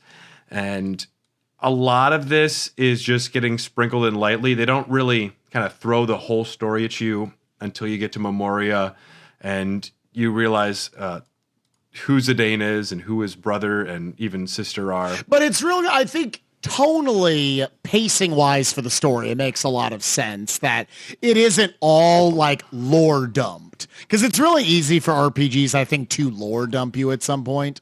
And here it's this mysterious thing where you're coming out of the relatively straightforward story of like, oh, the corrupted queen wants the power to be able to rule the world, all over the land. And eventually we're like, oh, there's like some otherworldly shit going on right here. I don't know exactly what's happening, but I'm on the journey with it. Okay.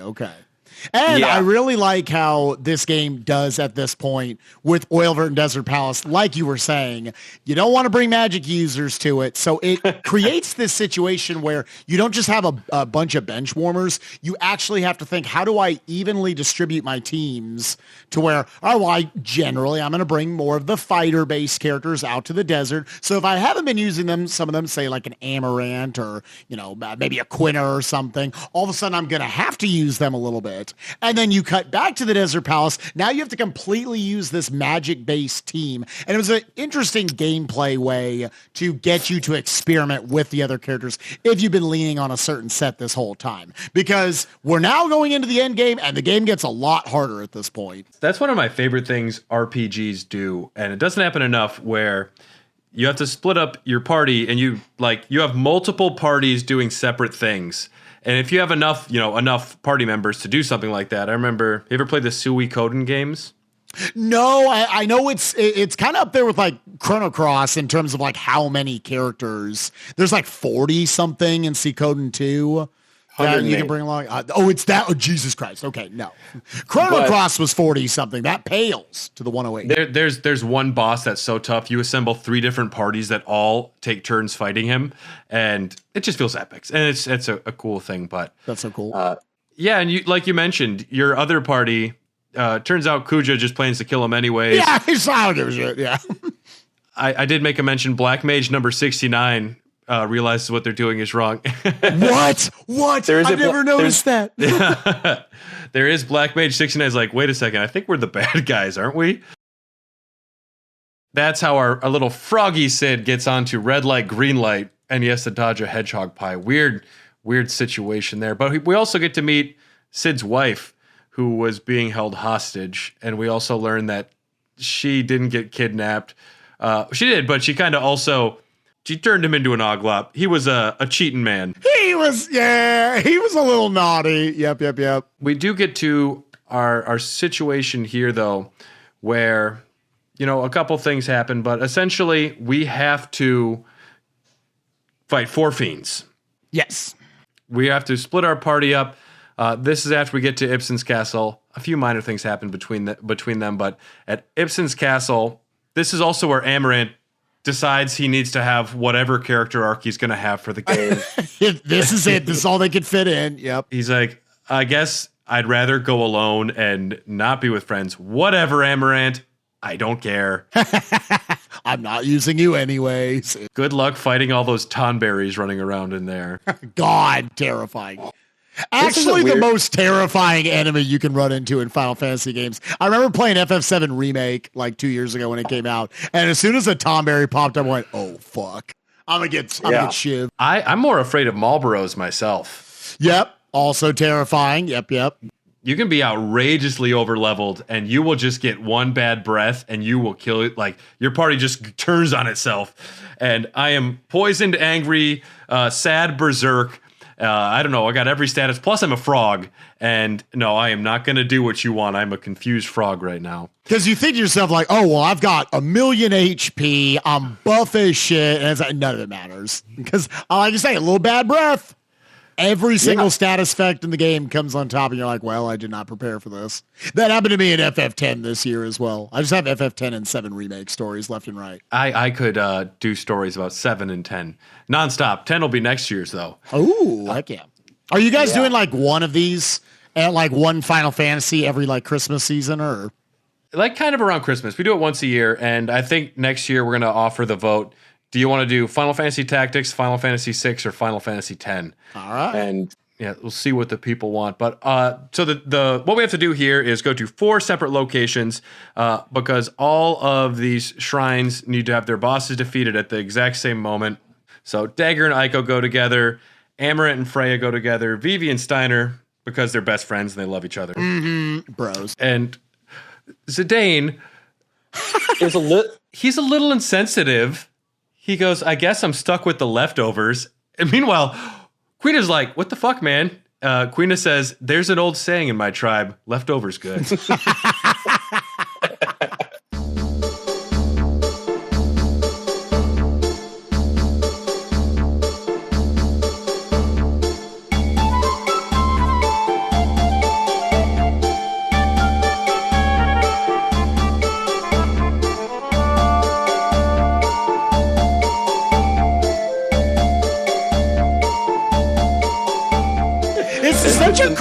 It's such a cool moment in the game. Like from a set piece standpoint, you have these 4 little mini parties that have to go off and face these different shrines, inspired by the fiends of Final Fantasy 1. And I love that at the end of the day, it's Zidane and Quina. Like that's kind of who it gets. The other like groupings of parties make sense up to that point. But it's another one that's like, hey, don't think we didn't notice that you left Quina sitting on the bench. During the oil desert palace split. No. She's at worst your medic right now. And in the speedrun, we actually use her to eat the boss here. It's great. I love it. She actually gets used. Yep. She learns Earthshake. We don't use Earthshake, but she eats it. It's great. It's not easy to necessarily eat bosses either. You have to get the HP to a certain spot before. What is it? If Queen is in trance, it can be 50%. Yes, that's exactly it. I believe it is 50% if she's in trance, but otherwise, you need to get them under 25% health, and then she will eat them. So you got to get through a lot of HP before that's a thing. My only disappointment is I wanted to fight all 4 bosses. Everybody brings this up, and I agree. If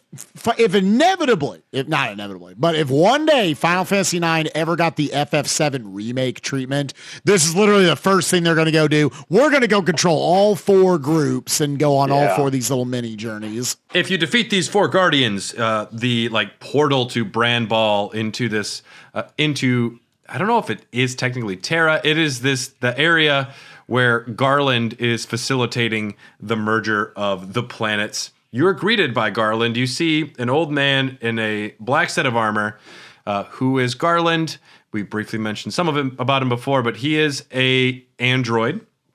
He was created to bring these souls from Gaia, make the planets merge into one, and essentially give souls to the people who died of Terra. And he managed Terra for 5,000 years if you look into all of the details there. But it's the first kind of misdirect where Kuja's the bad guy and then you realize someone's bigger. I don't know. It does something to humanize Kuja to see somebody above him and you see him kind of become petulant and kind of throw a tantrum, which is kind of nice. Yeah. It's like you said, it humanizes Kuja just a little bit, as opposed to like, okay, from the start of like this halfway point of the game after Queen Braun said, just, all right, Kuja's the big baddie. There's complications involved. You're not 100% sure who is behind all this, and you think it's Garland for a while, but it makes you feel at least a little bit for Kuja and his struggles. You also learn a lot about Zidane here. So in Brand Ball, you come to this village of genomes. You meet it's kind of a Vivi situation where these are artificially created life forms. They all have tails, and they all look like Zach and Cody. Yes, they do. And I mean, I think it's very apparent right away. I'm like, oh, these are Zidane's people. This is where Zidane comes from.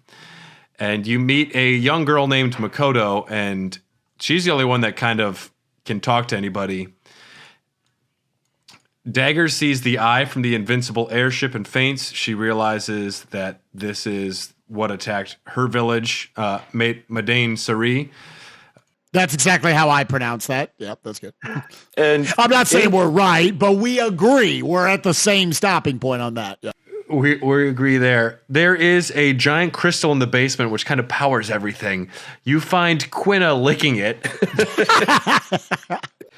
And at this point, I was like, all right, I think Quina is my favorite character in the game. Yeah, she keeps you so grounded the entire time. Like, however serious this shit gets, like, 'cause this is some heavy stuff, especially for Zidane's character at this juncture. You're like, all right, we still got Quina licking this ultimate power source, connecting these two worlds. All right, love you, girl. It's staring into the abyss of God for the first time in your life. You're like, I'm going to lick that thing.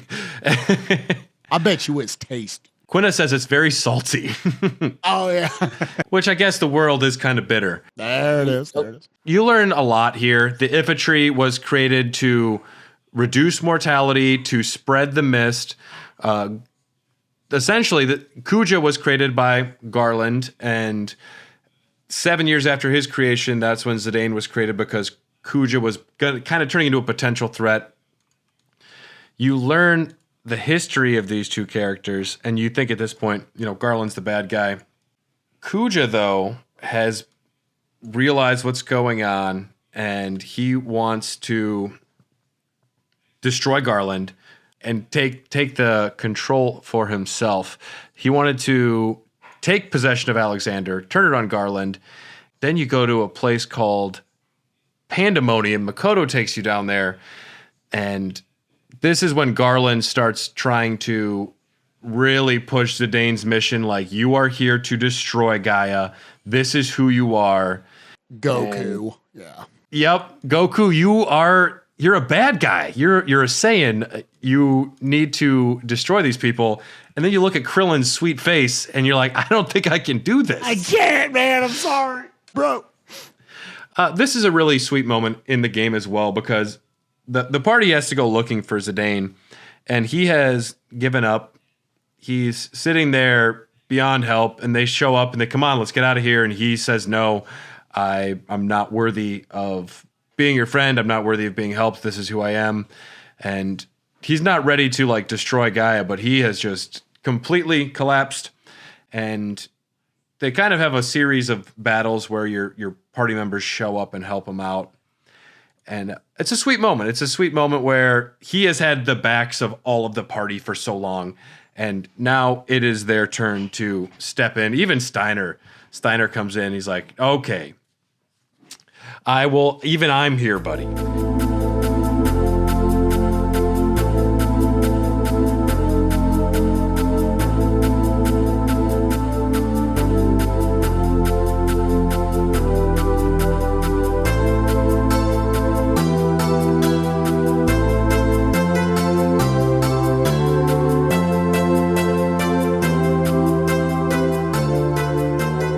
Most beautiful moments, I think, in gaming. I genuinely believe that the "You Are Not Alone" sequence right here, the name of the beautiful musical track that is in the background by Uematsu, and Zidane for giving up on himself.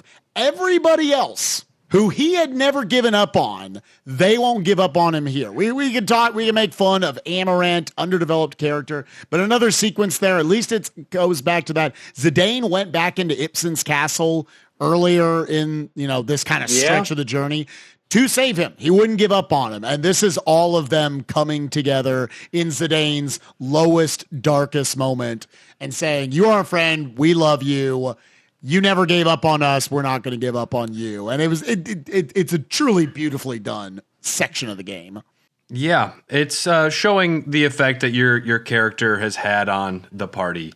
And it feels so earned. And, not every RPG, every story in general, has a situation where, like, when it comes back, you can feel the development, and Zidane has made it abundantly clear many times he will not give up.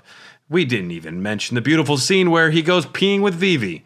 In Madain Sari, it's an ATE. Oh, I know what you're talking about. I haven't watched that. Obviously, generally speedruns don't watch the ATEs. Like, generally, we watch like 2 throughout the whole thing for reasons. I forgot about the peeing scene.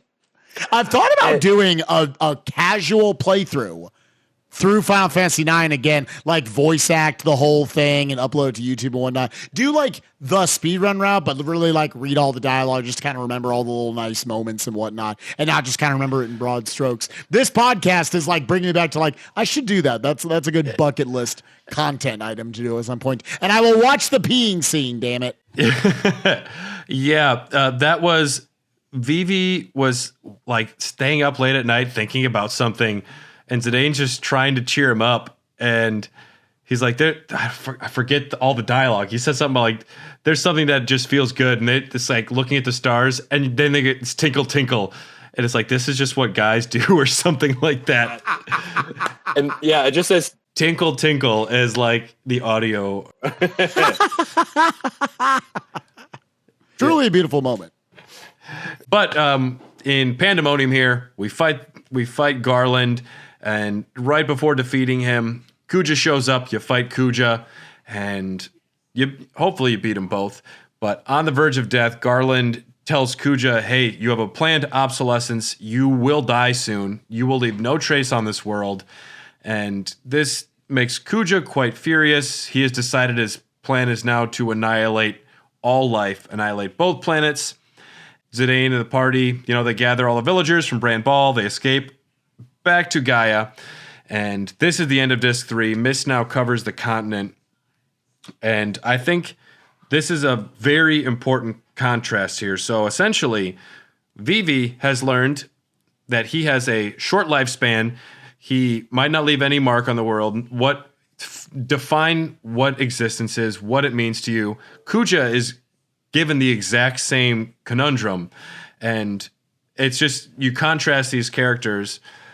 And I think it's beautiful to see their different approaches to the same problem, which a lot of these characters, it's defining your life. But Kuja never got to pee with Zidane, so maybe he just needed the peeing scene right there. But no, it is a beautiful parallel of Vivi to Kuja this entire time.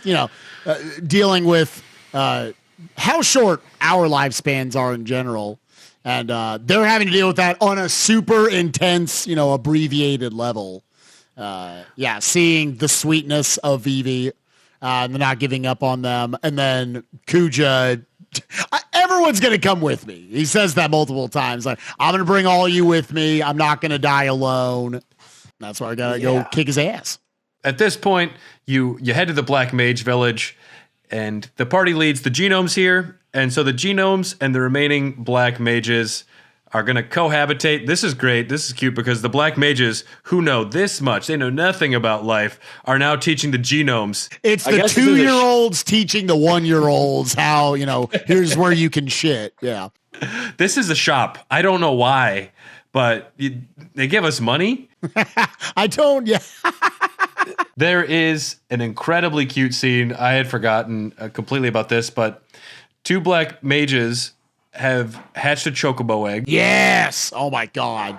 What's his name? I forget the name of the chocobo. His name is Bobby Corwin. Yes. then someone says, why don't you just call him by his first name? They're like, his name's Bobby Corwin. I don't know what to tell you. And I was surprised that this is a reference to Boko, the famous chocobo from many Final Fantasy games, Boko. Bobby Corwin, B-O-C-O. Oh, that's where they got the name. That's interesting. I was wondering if that was like just some, localization. Like, well, we got to pick something. Bobby Corwin. That's cool. No, I didn't. Again, it's funny for me thinking about Final Fantasy IX when I first played it, that the whole game is a love letter, like we said, to Final Fantasy 1 through 8. So many references all over the place, villains, main characters, main chocobos. But it was the first one I played, so all of it, whoop, right over my head. I got some of it, but even just going down, a little Google hole, there's a lot.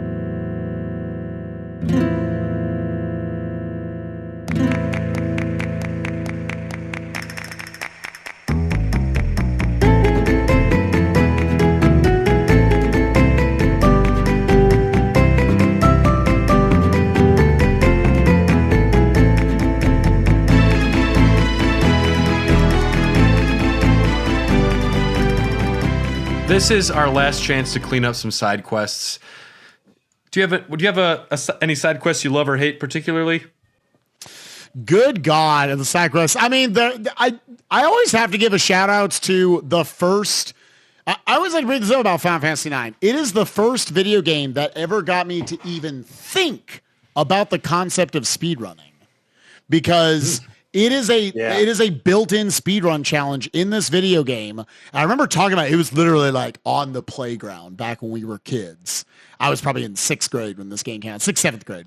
And the Excalibur 2, Steiner's Excalibur 2. Not just Excalibur 1 wasn't enough. This ultimate weapon, you had to beat the game in X amount of time. And as kids, we were like, well, this game took like 50 hours. So people were like, oh, I think it's like you have to beat it in like 30 hours or something. Then you find out it is 12 hours, which sounds like a lot of time. This is a many hour RPG with so many hours of dialogue on top of it.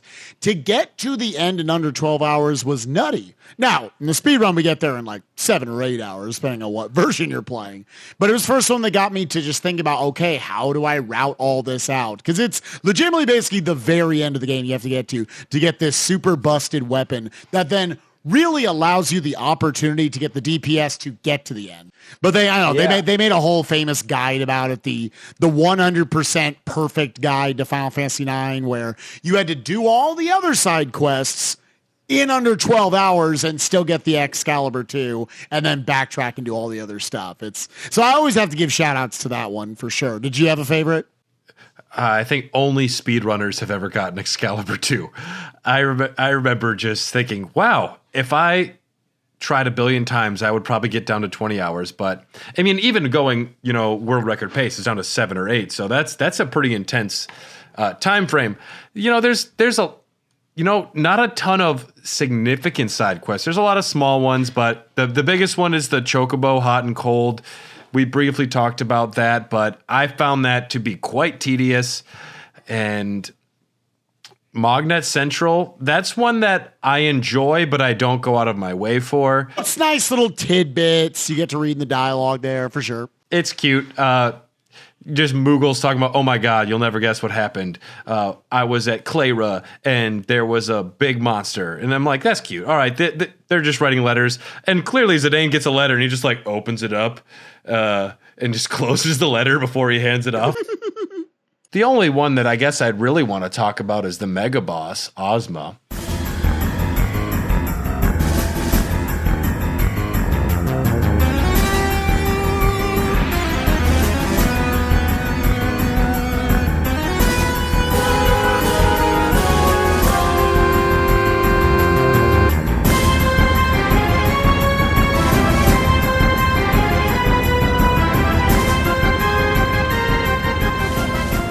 Still never fought him. And I've been told this is one of the granddaddy of all Final Fantasy super bosses. I just cheated. I used the... No, I know everybody I've talked to is 999. Start critting, yeah. I've done the legit super bosses for 7 and 10 and 7 remake. but no, I haven't done it. I cheesed it, and they gave me the option, like, oh, flick a button, and then you literally press F3 and you're done, dog. All right, on to the next boss. Yeah. Ozma is a giant rainbow ball. If you complete the friendly monster's quest, it allows you to physically attack it and change its shadow absorption into a weakness. I guess the ATB is messed up in the battle. If Ozma is not currently acting when entering a command, it immediately goes before that character. So enter commands while Ozma is doing one of its actions is one of the tricks, but it drops the Pumice, which allows Dagger to learn her final summon arc. And Moogle gives you a strategy guide. I think it's a joke item, though, because it's just a key item that does nothing other than it's just like, oh, here you go. Go to playonline.com. Yeah. How to shit on Ozma even harder. Yeah. Enter shitting on Ozma 7 for the details. Didn't know we were legally able to say this. But yes, we are going to go into Memoria. This is where... Slowly, this is the end of the game that we're going to here. And the further we go into Memoria, it traces back to the origins of the universe. You're going back in time through like the collective memories of humanities, of like everybody. And Garland's voice is somehow narrating. So his android consciousness is permeating through this somehow. But it's a very linear dungeon, a very long dungeon. It's odd that you can switch Zidane out of the party. Oh, you can? I don't think anyone probably would want to, as Zidane has been their main one. But yes, you. I never knew this. Yeah, well, apparently it wasn't worth doing. Otherwise, you might have. Apparently, yeah. I assumed because, it's... For the most part, Final Fantasy games like, okay, Cloud is always in the party unless he's incapacitated. Squall is always in the party unless he's incapacitated. That's incredible. I never knew. There should be an incentive like solo Vivi run or something. Yeah, they've actually done it at European Speedsters Assembly. They hold it twice a year, just like GDQs. They have featured a Garnet only run. Estimate, because GDQ has always done just like there's one stream. There's one stream that's up for 7 days, 24 hours a day. ESA has had a second stream where they throw a lot of like more side content over there. The Garnet only run, if I'm remembering correctly, was over 18 hours. And summons take a long time if there were any summons utilized. Yes, I imagine she has to use a bunch of summons, but I don't know, not sure. You can run into the optional boss, Hades. He is there. If you've beaten Ozma, he's like, oh, shit. You beat the ball? He's like, I guess I'll still fight you, but he already knows he's going down.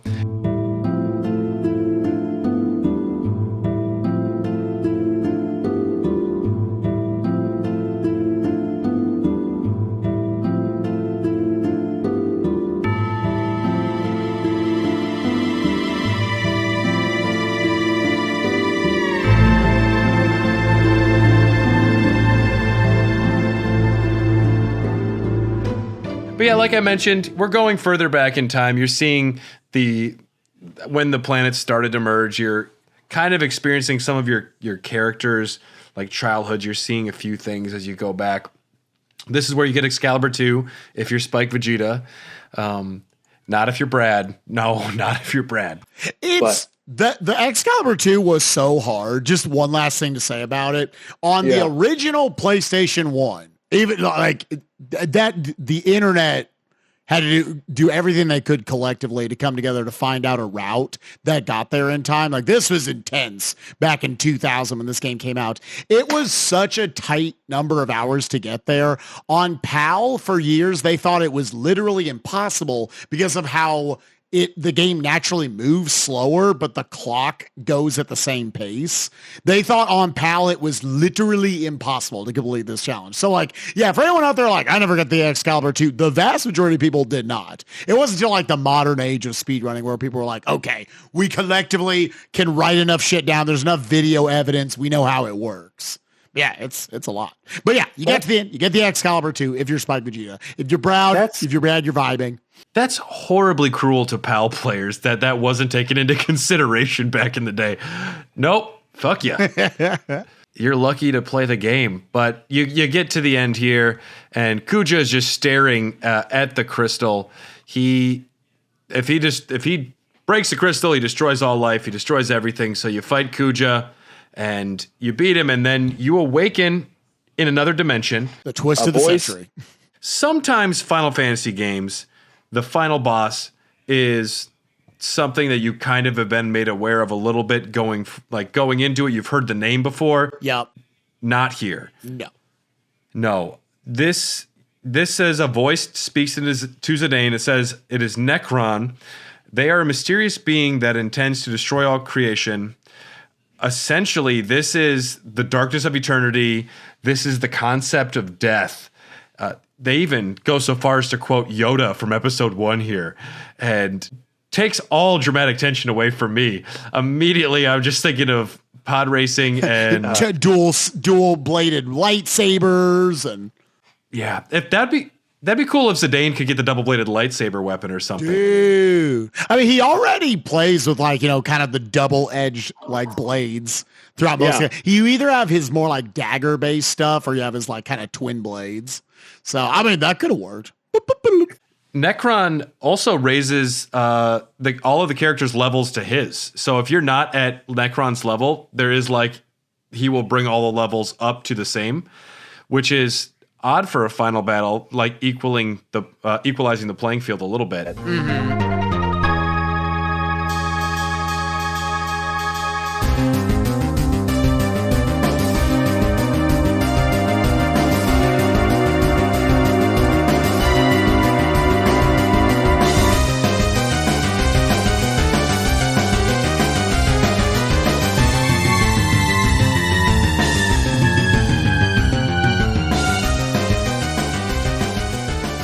I personally, some people don't like this, that it is the final boss comes out of nowhere. I think it's pretty cool. I remember as a kid thinking it was very cool. I just liked his design and everything. I think there was a part of me, even as a kid, I enjoyed, for as tragic a character as Kuja was, it actually made more sense that it wasn't just he was the next Sephiroth or Kefka and he was the end of the game. I think it made sense that there was something else behind all of this that has been tormenting all of these characters. So to get to fight, like you say, the concept of death, I thought as a kid, and I still think as an adult, it's pretty metal. But yes, it does get a lot of controversy. A lot of people saying this is so out of left field. But really, it is been talked about and conceived the whole game. Every character is grasping with their own existence, grasping with defining themselves, looking for meaning. And it's almost like this concept has been given more weight than almost every final boss in other Final Fantasy games before this at all. It's fighting the main theme of the game, which I think is pretty strong, actually. It's just, I guess, the name Necron, I don't know, the fact that it's not something people have heard before, but if you're paying attention to the game, I think it's kind of a nice full circle. It is what Vivi and Zidane and Kefka and all of them have been terrified of this entire video game. Theming wise, it's beautifully done. You said Kefka. Kefka, motherfucking Kuja. I'm excited to play through 6. I've never beaten 6, so that'll be... I'm playing 6 here in the next couple of months. I'm looking forward to it. But yeah, you fight the concept of death, and Zidane's like, can we just get home? I am over this. Yeah. Yeah. Applebee's is open till 11. Your boy wants a bloomin' onion. There's still time here. You actually get transported back to Gaia to the foot of the Ifa tree, and Zidane does something odd here, where he believes Kuja might still be alive down there somewhere. All the party's like, we gotta go, and Zidane says, I'm staying, and you're not gonna stop me. I love this sequence. It's amazing. It's interesting watching Zidane just sprint down the entire tree trying to collapse in on him. Mm-hmm. It really does more to endear Zidane to me. The character that relentlessly tries to bring the villain back and bring him back into their family, their friendship. He knows Kuja is his brother, and he kind of relates to some of the struggle. So it's one of those like Frodo Gollum almost. Like, I have to believe he can be saved. It kind of will bring me back a little bit too. Such a cool character. I love Zidane so much. He will forever be one of my favorite characters. I love that he gets this one final set piece sequence, getting to run back down the tree. It might look a little hokey today, but getting to see his 2D model riding on the tentacles as they're shooting down and everything. I love the sequence, and it's one final time where just he's not gonna give up on you. He's going back after how his friends repaid him. He does one more for this man who's been trying to kill him the entire game. Sometime later, we're gonna get the epilogue for the game. Zidane is very much not there, but there's a narration from Vivi that is just fucking, don't make me cry anymore. I've had enough of this. I'm so happy I met everyone. I wish we could have gone on more adventures. I guess we all have to say goodbye someday. My memories will be a part of the sky. And then we see 8 little Vivis walking. I think it's 8. There's maybe 9 walking down the street, and Vivi's had children. How? It doesn't fucking matter. Vivi has found a way to create more black mages, to spread himself, to, procreate, to his life lives on even without him. Freya is with Fratley. He says he loves her. Beatrix and Steiner, they boning. Oh, God, every night. Aiko has been adopted by Sid and Hilda. Everyone is happy, but they miss Zidane. They are now doing the play, I Want to Be Your Canary, bringing it again full circle back to the beginning. And at the big end of the play, a character throws his hood back. Boom. It's Quina, and they're hungry. Oh my God. There should be an alternate ending. If you learn all of her blue magic, she comes from under the cloak. That'd been sick. I'm in for that. But it's Zidane, and Garnet runs forward, throws her arm around him. This is the only FMV that Amaranth and Quina are in at all, which is sad. And I put Happily Ever After. Vivi is one of the best in the series.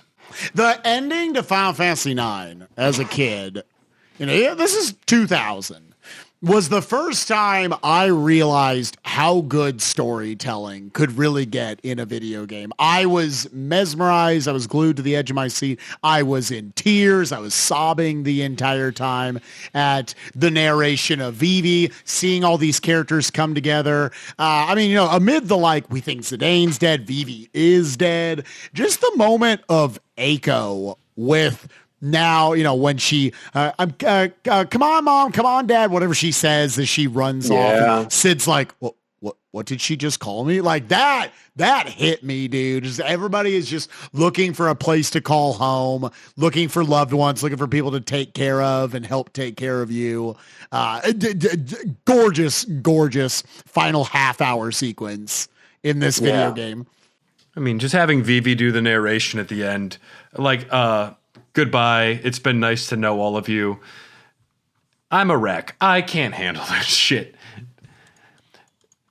I just have a couple comments from the Discord I wanted to read from Rai. Rai said, this game is the Pixar movie of Final Fantasy games. Cute and whimsical at first and on the surface, and then it rips your heart out as it goes along. I feel like lots of people overlook this game compared to 7 and 8 because of how childish it looks, and it actually has some deeply adult themes. I love this game. Fuck this strategy guide, though.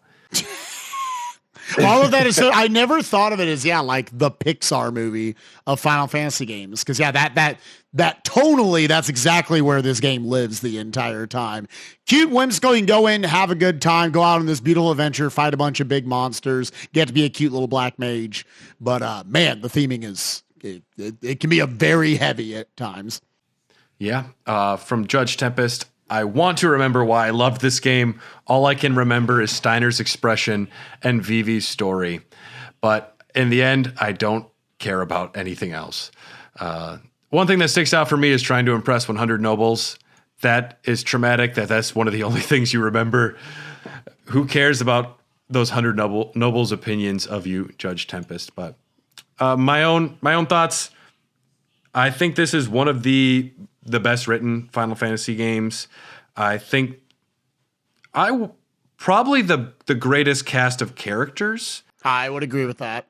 Which is a tall order, a big thing to say, but they're all so well written. Like they jump out of the screen. They're all funny, relatable, except Amaranth. I can't say anything too good about him, but the characters they're fun, and I like that the gameplay is distinct for everybody, that they play differently, and you're forced to interact with all of them quite a bit along the way. I knew people had high opinions of this game, but I was even then surprised at how much it really struck me. And I think it does rightfully belong near the very top of Final Fantasy games. It was at probably the very top of my RPGs list until, kind of the last couple of years. I finally got to experience Final Fantasy X. I think 7 Remake is fantastic. I'm looking forward to see what else they're going to do with it. Obviously, I'm in love with Kingdom Hearts 2 over the years. But it will always have a special place in my heart. And I'm like you. It's always going to be interesting to me that Hironobu Sakaguchi, the original daddy of Final Fantasies, this was his favorite. I think it deserves that moniker for sure. Means something. I will say this is the best of the PS1 Final Fantasy probably the best of the PS1 RPGs. It's not my favorite because there's just nostalgia and there's things you can't get around. But as far as just like quintessential fun, you got everything in one package. And I would venture to say Vivi is my favorite character in the entire series, probably. Mm-hmm. A lot of people. And this is a game, this is a series with, a couple hundred very notable main characters throughout all these different games. I've seen a lot of people have Vivi right at the top, if not like at least top 3. Do you have anything else you'd want to say about Final Fantasy IX before we wrap this up? If you have never given it a chance, if you were like a lot of my friends, honestly, growing up as kids, and it was like, it didn't look serious like Final Fantasy 7 or 8 or anything. Like we've said it a million times here, just go give it a try. This is, I think, one of the most fun, well-paced, totally beautiful RPGs that you will ever play, Final Fantasy or not. Go give it some time. You'll love it. I agree with Spike. Spike, thank you so much for being generous with your time, for coming on this adventure with us to talk about depressing existentialism and Bobby Corwin. If our listeners wanted to listen to some of your content, to check out what you have out there, how could they find you? You can follow me on twitch.tv/Spike Vegeta. I like doing speedruns, randomizers, games like, some of these RPGs like FF9, Chrono Cross, KH2, and others. You can also follow me on YouTube and Twitter, Spike Vegeta over there. You type in Spike Vegeta, you will probably find me. And Brad, if you guys end up doing a Final Fantasy in future years that maybe I have played before, then maybe y'all can hear me on this podcast again in the future, talking about more of these awesome video games from this awesome series. So yeah. Hair of the Dogcast exists because of people like you, so thanks for listening. If you have questions or thoughts about this episode, you can reach out to us on Twitter @HotDogcast or Facebook and Instagram @HairTheDogcast. Email us at hairthedogcast@gmail.com. Special thanks to executive producers Ryan Christianick, Tyler Keller, Kip, and Brian Ward. We appreciate all of you, and hug your family, tell people you care about them, and if there is a chocobo, raise it with love. Yeah, that's all I have to say about that. So thanks, everybody. We will see you next time. Bye, everybody.